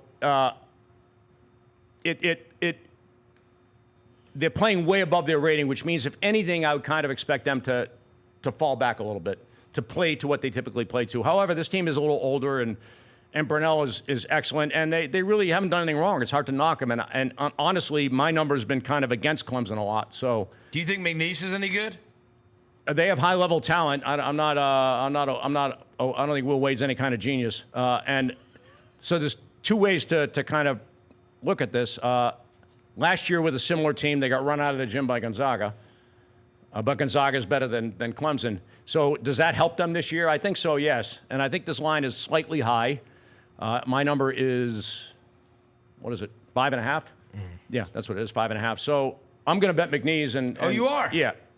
I think last year's blowout will help them this year. And I don't think Clemson is as good as they're rated for the reasons aforementioned, that this team typically is not this good. So if anywhere they kind of fall back, they call it gravitating to the mean, I think, or something. Yeah, they have a term for everything nowadays. Yep. You can't just speak English. You got to have a term for it. Or initials. VCU, BYU. People have been excited about it. About the initials? No, VCU, Well, BYU. you said VCU, BYU, That's right? two initials. I like that. Thank you. I like that. Yeah, my Ivy League education, I could have been a stand-up comic, except not now. That wasn't bad. You like VCU, I sat down, BYU? right? Yeah. BYU's 3.5. I'd have BYU a 6, just to continue this. And VCU. 6? That's what I have. Damn. And VCU a 7. I'd have Clemson a 6 also. Oh, no. Oh, I thought you were talking about the line. No. BYU I think Pick's the right line. Oh, really? You like VCU? Yes, I like VCU. They hung in at New Mexico early in the year, which is really good. Like, these non-conference games in New Mexico aren't going to be close. But again, they weren't that great in the pre-conference. They lost to Nevada, which is a complete disaster, and they lost to someone else who wasn't that good. I'll say it like that. All right. Seton Hall. Okay. Who cares? Seton Hall they lost to. Yep. Not good. They suck. Yep. Seton Hall pre-getting beat up, I will say that. Seton Hall was completely decimated by injury this year. But still, it's a bad loss. The Nevada loss is a bad loss, too. But Nevada did hit 2 threes in the last 10 seconds to stick it up my ass. But, yeah, I lost that one, too. I had to bring back a bad memory. We can't say that anymore, can we? You can say it. You can say it. Thank you. I just might pause you if you You say did it. it. Screw these people who get offended by everything. It's the world we live in. We're human. Brought up a bad memory after that. Yeah, well, I bring it up to myself. It's that self-destructing me, you know? Yes. Self-deprecating. So you made this a pick. I made BYU a half, but I was debating picks. So let me just so BYU got much better at the end of the year, and they have a young team. The coach runs really good offense. I think he runs some 5-out offense there. However, and here's the however, losing to Texas Tech and Arizona at home means that they're definitely limited in how good they can be. If you're a good team or a really good team or as good as everyone thinks BYU is, you're not losing to Texas Tech at home. You're not losing to Arizona at home. And they did both. Granted, at the end of the year, they're impressive. They went into Iowa State and got 22 ahead. Yeah, good luck finding someone to do that. But Iowa State had their clinkers at the end, and they were kind of beat up. So BYU is playing to the highest rating ever. They're playing to a half a point better than Mark Pope of last year. So, again, if anything, they're going to come down a little bit. The problem is VCU has blown through their rating. Starting with those bad losses early in the year, they just destroyed everybody in the Atlantic 10. But the Atlantic 10 is not some cupcake conference, and going into St. Joe's and winning was very, very impressive. And following that up by going to George Washington and winning is impressive. But most impressive was in a home run game that Dayton needed like blood. They went into Dayton and beat them. Dayton, who, by the way, had North Carolina 21 down in the Rainbow, I think it was, early in the year. See, it is starting to come to me a little bit. And they smashed UConn in Maui right after we did because we were like, Hurley was very happy then. Yeah. He took his happy pills. It was completely insane. I love it. All right, so you like VCU. So I think, the knock is that VCU is also blown through the range. So they're kind of like similar teams. BYU typically is a better program, but not by much. But I think VCU is legit. Like that's the whole part of handicapping. Are all these A10 blowouts legit, or is the real team the one that lost to Seton Hall? Mm-hmm. There's the rub. But the same thing with BYU. But I actually believe VCU. The coach is fantastic, and I'm not sold on BYU. So yeah, I did bet VCU plus 3.5, and pretty significantly. Georgia Gonzaga. I laid some cheap price with Gonzaga, which I won't talk about. I think the line should be. Georgia, I got 92.5. They could have been left out of the tournament too. So it's the pretty line simple. Now is 5.5. Yeah, I wouldn't lay 5.5. I would have laid. I would lay 5.5 actually. I got it 8. Yeah, I got it 8. I would lay 5.5 for sure. Yeah, Gonzaga's another one. They're pre-conference. Usually they have some big wins, but they didn't have any. You don't think Georgia's good? No. And by the way, we'll make it simple. It's Mike White versus Mark Few, and I'm betting Mark Few all day. White is limited. How's that? See, that's a good way to say it. Politically correct. There you go, man. Yeah, I think Gonzaga lays over him. I don't think Georgia's any good. I'm high on Gonzaga. They should be a 2 seed. Yeah. By my ratings. Yeah. And they're an 8. Yeah. All right. So But they didn't bow down to that's the committee. First one that I think you love they the most. They didn't bow right? down to the committee and say, exactly. we're gonna be in the Big 12. They said, no, we're not gonna be in the Big 12. I think this feels like the one you've been highest on so far. Probably. I don't know. Maybe San Diego State. Yeah. Oh, yeah. San Diego State tonight. You like that? Yeah, maybe. All right. How about Tennessee Wofford? Upset alert? Huge. No. Wofford got very, very fortunate to get in here. They had an experienced team, but the program is under Mike Young. They had 1 home run year. But the problem with the mid-majors and the problem with this whole rigged game, which is exactly what it is some of these coaches like Mike Young, like Mark Schmidt, like Chris Mooney, are and why you saw retirements from Larinaga and Jay Wright, no doubt, who saw this coming, and Tony Bennett, is they want players for 4 years. They're not going to recruit great players, but they can create greatness out of what they have if they have them for 2, 3, 4 years. They're fantastic at developing talent and a team. You saw that in the Ivy League is the only place you have a chance to see it because they don't leave. Because graduating from an Ivy League school is supposedly some status thing. I certainly wouldn't brag much about it, but much is the word. I'd brag a little bit. So You could tell everybody you're a Penn grad. Yeah, it's okay. You and Taylor, Taylor Jenkins So too, right? Wofford's had their moments, Yeah, but that's that's right. when they had players for 4 years, 3 years. By the way, our head coach, the Grizzlies head coach, is a Penn grad. Yeah, Taylor Jenkins is a Penn grad.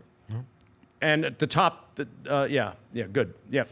Well, there's a lot of Penn grads out there. Robert Morris, Andy Toole is a Penn grad, the coach there, and McCaffrey, who just got fired at Iowa, is a Penn guy, and Matt Langle at Colgate, who's amazing. Like, I can't believe he hasn't been hired. He's a Penn guy too. Anyway, so much for the Penn guys. Where were we? We're talking about Wofford's going to get their ass kicked. Wofford. Wofford's going to get killed. Wofford got a dream draw through their tournament. All the good teams were on the other side of the bracket. They all killed each other, and they caught a worn-out Furman team in the final and got there. Good for them, but they're not very good.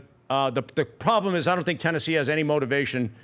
They just played the final of the Southeast Conference on Sunday. That does not usually work well, especially when you're a 20-point favorite or whatever the hell they are.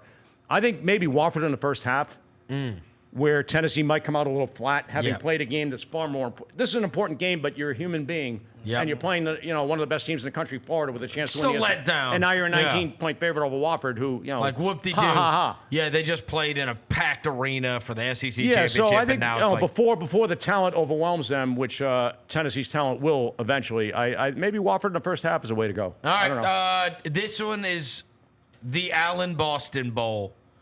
Arkansas versus Kansas. Oh, yeah. Yeah. Calipari. Cal versus Bill Self, baby. Let's go. This is the battle of the geniuses. However, I think they're both. I'm only knocking. So I say these things about coaches. I thought Krzyzewski was an idiot, like stone cold moron, most overrated coach ever, next to Roy Williams. Those two belong in the Hall of Fame of guys who got the least out of the most.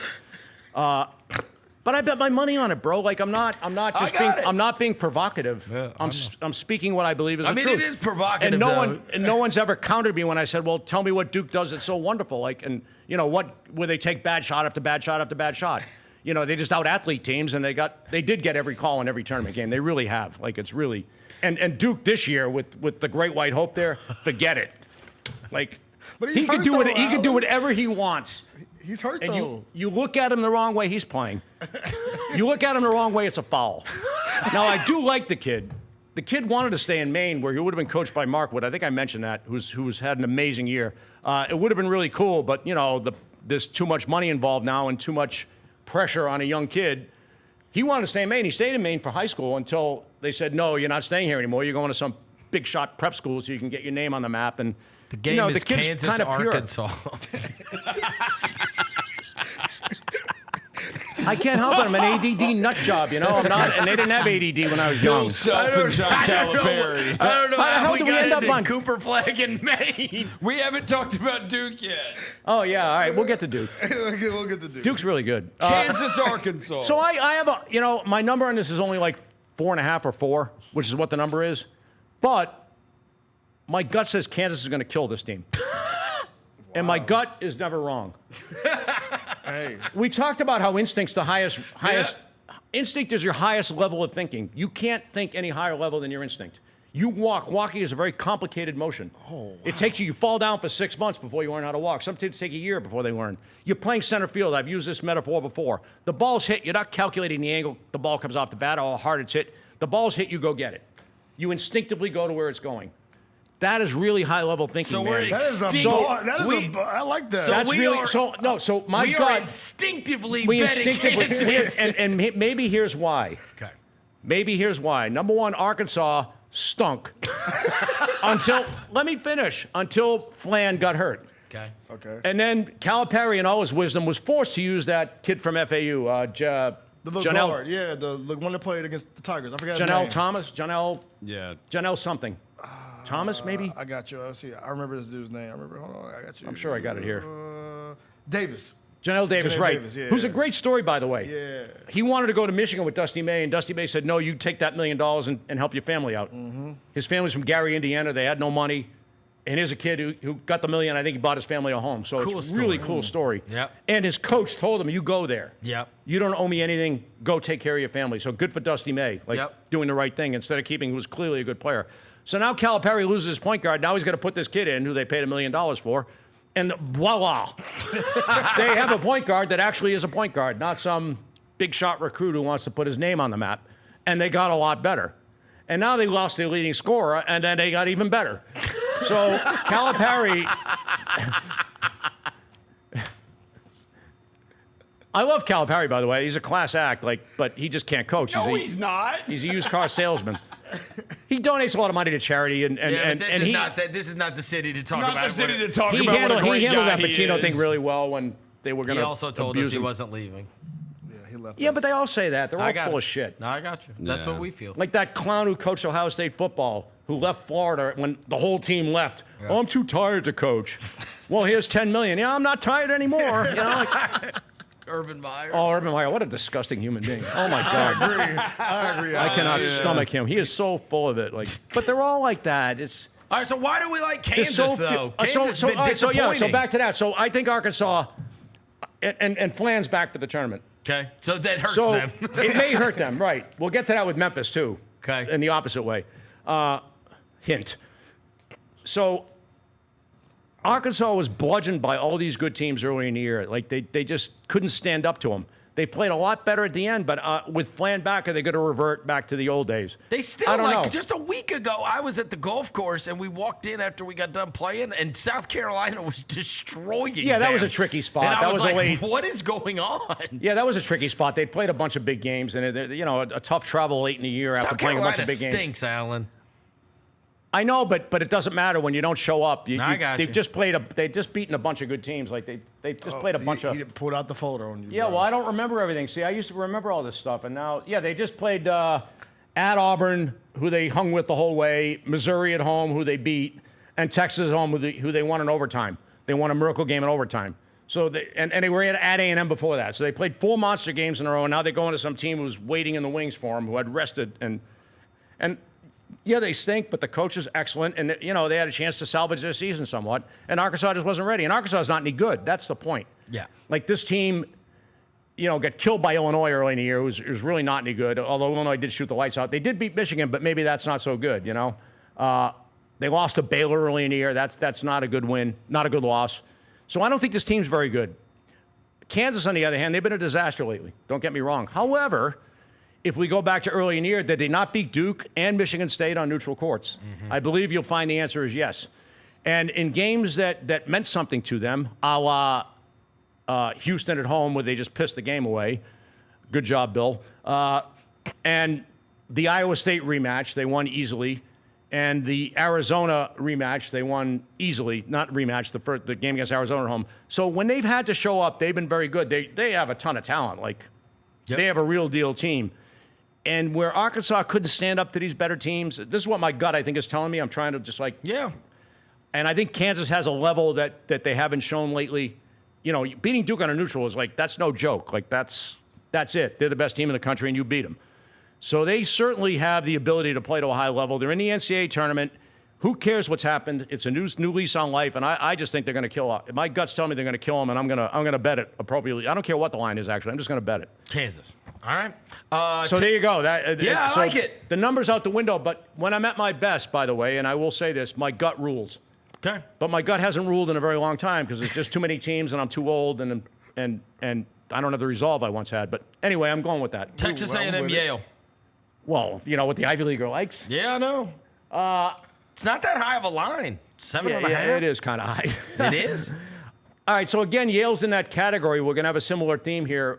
Pre-conference, they weren't very good, although they did destroy Akron down in the El Paso tournament, which turns out to be a very, very good win. But then they lost El Paso. But El Paso at home is hard to handle, and we're playing at a pretty high level back then, too. So not the worst loss in the world. But then they got into conference and they ran roughshod over everybody in the Ivy League.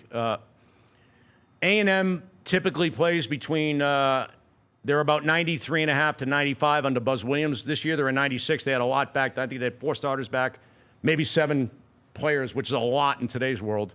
It's a shit ton, actually. But they're very limited in how good they can be.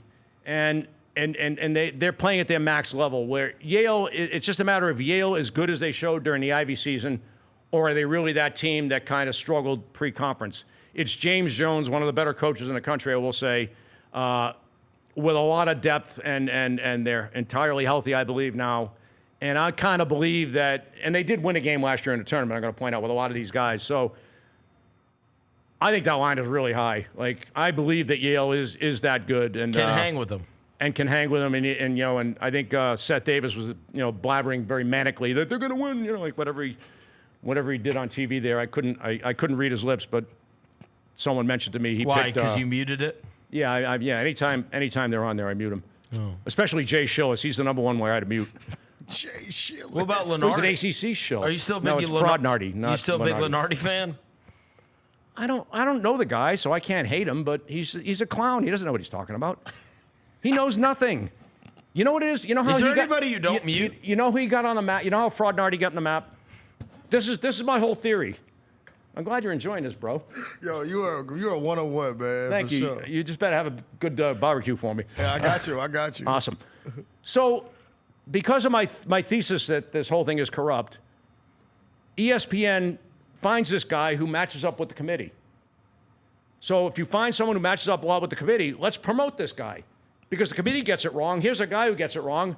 We'll make it seem like it's all right. Well, Fraudnardi said it's right. He always gets it right. So now they can just promulgate all their BS. Like, Fraudnardi says they're in. Well, the committee says, it's just a fulfilling perpetuating lie that they're shoving down everyone's throat. And if you lie enough, people tend to believe it, especially when they're not educated with the reality of what all this is. All right. And the reality is these are the goddamn ratings. So that's it. You like Yale? I do like Yale. I did bet Yale, yep. All right. Our favorite, D2 Drake. They drew Missouri. Yeah, I wanted to bet both teams, actually. It's because you like both? I like both. I like both coaches a lot. I like both teams a lot. Dennis Gates is brilliant, the coach of Missouri. They were really a weird team. They didn't start out very good this year either. But here they are. They had they went into Florida. They ran out to like a 20-point lead in Florida. Like, how good is that? Yeah. That's crazy. And then in Tennessee, they had a 20-something point lead there. They lost the game, but they ran out to these huge leads. At Miss State, they had a huge lead. Again, off the top of my head, but I'm pretty sure I got that right. And yet here they are losing it. They lost at home to Texas A&M. So what Missouri is there? Obviously, their high-end game is really, really hard to deal with because Florida is playing better than anyone in the country right now. Right. And they had them dead and buried down there, and did win the game. They held on to win the game. I did watch Drake, and the reality is Drake is basically D2 players and some transfers. And obviously this Ben McCollum guy is absolute wizard. I watched them. They're absolutely fantastic. Like, they don't make any mistakes. Slowest team in the country. I don't think he's really a slow coach, though. I think he's doing what he needs to do to win. Yeah. I don't think he was that slow. Was it Northwest Florida where he's from? But it is very Majerus St. Louis, very representative, honestly. Okay, good. When I watched them in the Missouri Valley, I was like, oh boy. So because they drove, me and Roser drove to Tulsa, Columbus, Ohio, and watched both wonderful cities. Majerus's last game. It ended up being Michigan State, but I think of Majerus. We've talked about him. But the team we lost to was St. Louis, and it was because we got a team of athletes. We want to fly up and down the court, and it was like you don't get to fly up and down the court. And so that's what I wondered. We talked about that game at length, and I think I actually got that one right. Yeah, that's what I wondered about this because it's like, is Drake going to be able to I think the Memphis coach was maybe a little lacking. Yeah. And you don't say? Damn. And Dennis Gates is very, very good. No. He worked miracles at Cleveland State. He's a really smart guy, a Cal guy. It doesn't sound his like interviews. you think His interviews are amazing. He's old school, throwback. But you think so? But I think the line is about right. Like Drake is really good, and Drake can control tempo. They don't give away spit. And that's so important in a tournament where you just don't make. Every possession matters in what could be a close game. But Missouri's talent completely outmans them, and the coach is very good. And a team that can go into Florida and get ahead 20 certainly can beat Drake on a neutral, but watching Drake play Kansas State, which is a little different animal because Kansas State was down, they really did dominate the game. Even though it went to overtime, they dominated the game. I could see Missouri killing them, but I'm not betting against this Drake team. Okay, what? Well, I was going to say, the thought would be like Missouri, even in their losses, they give up 95, 91, 96, 97, 92. Those are their last losses. The thought would be they can't play defense, and Drake's going to make you defend for the full 30 seconds, and can they? Exactly, but Gates has actually been working on his defense. There was an article in the paper we got to solve this a little bit. And he's very good. I think he will. Okay. I think they'll be They could be a tough out, actually. All right, let me race through these last four because we're go. up against the clock. Yeah, because UCLA, Utah State. I lean to Utah State, but I think UCLA has a very big upside. I think Cronin just dumped that Big Ten tournament. He hates conference tournaments. I don't blame him. They're retarded. They're just a money grab and useless, basically. You can't improve your seeding, so just lose and get out and rest up. I think he's kind of talked positively about this team. I love Utah State, but again, they're playing through a rating that's never been played to there before, and they may just come crashing down here. By my numbers, I would be on Utah State, but I don't have a lot of confidence in it. So you're not messing with it. I bet a peanut on Utah State, just because what's the point of making a number if I'm not going to follow it? But, St. John's, Omaha. You know, the Crutchfield did a great job there, and this could be another first half jobby, because St. John's does get teams to crack, pressing the whole game and using a lot of guys and wearing them down. And I think St. John's is flawed, unlike other people who are just, because it's Rick Pitino, we got to, bow down to him. He doesn't have a very good job dyeing his hair. It looks a little ridiculous, by the way. Dude, accept the fact that you're old. It's okay, right? I mean. You don't want to let it go, Alan. You don't want to let it go. When did you shave yours? Let it go. Before Bruce Willis, so I'm actually like a trendsetter. You are. Okay. The How old OG were of you, the ball. I remember the first time I did it, I did a #1 thing. I didn't go all the way down to the bicking it. Yeah. And this like hot girl comes and rubs her hair on me. They're like, no one had done this. Like, I'll go with it. Yeah, that's all it takes. Because I wasn't used to hot girls even paying any attention to me. Like, it's even in doesn't Vegas? happen. I thought they unless they saw money in my hand. That's all it takes, man. Yeah, I had some money in my hand at Mohegan making a bet, and this lady comes walking up to me. What the hell do you want? Like, oh yeah, of course. It's $100 bills in my hand. Like, it's a true story. She found me again later on when I was talking to somebody. Like, get away from me, lady. You're not interested. I'm not gonna pay you for sex. So you don't think St. John's gonna kill him? I think they could, but I think maybe Omaha in the first half could work. All right. I think I screwed up my hat. Here's our big one. San Diego, Michigan. Oh, San Diego, Michigan. Yeah. You told us you love San Diego, so that's going to be our upset. Why not? Why not? Why not? Why not? Why not? It's not that big an upset. They're only a 2.5-point underdog. Yeah, right. I actually didn't bet this yet. I don't. You I've been talked me into San Diego. Yeah, they're probably going to win, but I watched Michigan on Sunday. They can't score. Yeah, they can. It's no, Dusty they May. can't. That sucked. The score was 23-20 It was the finals of the Big Ten tournament, at halftime. I was like, this game sucks. They were playing Maryland, right? Score. No, it was Wisconsin. Wisconsin, yeah. Wisconsin was in the final. That's right. They beat Maryland the day before. I was like, dude, score. Somebody It's score. a final of a Big Ten conference tournament. Of course they're going to defend to no end. They look lame. Well, that's bad for them because Cal San Diego is. You got to put the ball in the basket, Alan. They keep us. There's a scoreboard up there for a reason. So without a doubt, Eric Olin, the coach of Cal San Diego, is the best coach of the country. Like there's absolutely no doubt about that. Wow. It's not even close. How's that? Like they're going to give Kelvin Sampson or someone else the coach of the year. Good for them. They're wrong, of course. So Cal San Diego is this. I talked about this. They're this. Formally D2, this is the first year they're eligible. Another stupid rule. Why do you have to wait 4 years? You're playing basketball or you're not. Like, right. 4-year hiatus. They got a 15-game win streak. They're a very small, brutally tough academic school who has D2 transfers, some JUCOs, and playing to a mid-level Big Ten rating. Watching them play is just joyous to me. They don't give away anything ever. They never take a bad shot. They rarely make a mistake defensively. They have zero talent. They have Division II transfers. Coach him up. He is unbelievable. Watching them play is just joyous. And I do respect Dusty May, and obviously he knows what he's doing. However, Michigan is not this overwhelmingly athletic team. And if you're not going to out-athlete Cal San Diego, you are in a world of trouble against them. And Michigan, having won the Big Ten tournament, will work against them also, playing three wars in 3 days and playing on Thursday, not Friday. That matters, man. That cumulative effect of and Cal San Diego's had a cakewalk of a year. They've blown everybody out. And I'm going to point out that Cal San Diego won in Utah State. They almost won in San Diego State, and they won in Utah State.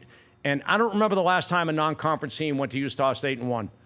And I'm going all the way back through Stu Morrill. In my head, I don't remember it happening. So that is an absolute home run win. Calhoun commented how good they were. I watched that game. It was no fluke that they won. This team is the real deal, and they have a very good chance to win the game. Obviously, they're only a 2.5-point underdog. So, all right. Yeah, I would definitely go that way. Wilmington and Texas Tech. I don't think Wilmington has a prayer. I think the line's a little too high, so I'm passing. Texas Tech could be very, very good if they get healthy. All right. The Caslins a genius. The ones that it sounded to me like that you liked the most were Kansas over Arkansas and Gonzaga over Georgia. I know you talked about a lot of games. We talked about all That's the the one I had Thursday the games. most fervor for. Yeah, But those felt like the ones. Didn't you guys think that? I thought Kansas and Gonzaga were the ones you got most excited for. Did you ruin your hat? Yeah, I think I did. Break it? I broke How? it. Yeah. How do you break a hat? Yeah, you can't break a beanie. I've never seen that before. I could do anything, bro. Maybe Penn and Teller could solve it. He like really. Oh broke no, it's just inside out, bro. Oh, it's inside out. Yeah, I don't know. You just gotta fix it. I like San Diego State quite a bit. Yeah, and I don't know if VCU is in that category, but it's close. Okay. And yeah, I mean I laid good prices on some of these other ones, but yeah, Kansas. I haven't even bet Kansas yet. It's just, but my gut keeps telling me, and for the reasons. I'm guessing what my gut is saying, right? Because this is a subconscious feeling that I'm having. Well, you know what? And I'm trying to verbalize it. And we can revisit those tomorrow when we go through the Friday games. Because, and obviously we'll talk tomorrow about Alabama State tonight and San Diego State tonight. Yeah, those are the two tonight. Where am I supposed to go to watch it? Some casino or something? Yeah, maybe we'll go. Maybe we're going to figure this out. Where is that? We'll get you some barbecue and get you a casino. Barbecue is... I'll break the diet for barbecue. See? See? There you go. It's going to do it for today's show. Thanks to Alan Boston. Thanks to Devin Walker. Thanks to Tony Allen. Thanks to John Roser across the glass. Thanks to Jalen back in the studio. We will be back tomorrow. Till then, we gone.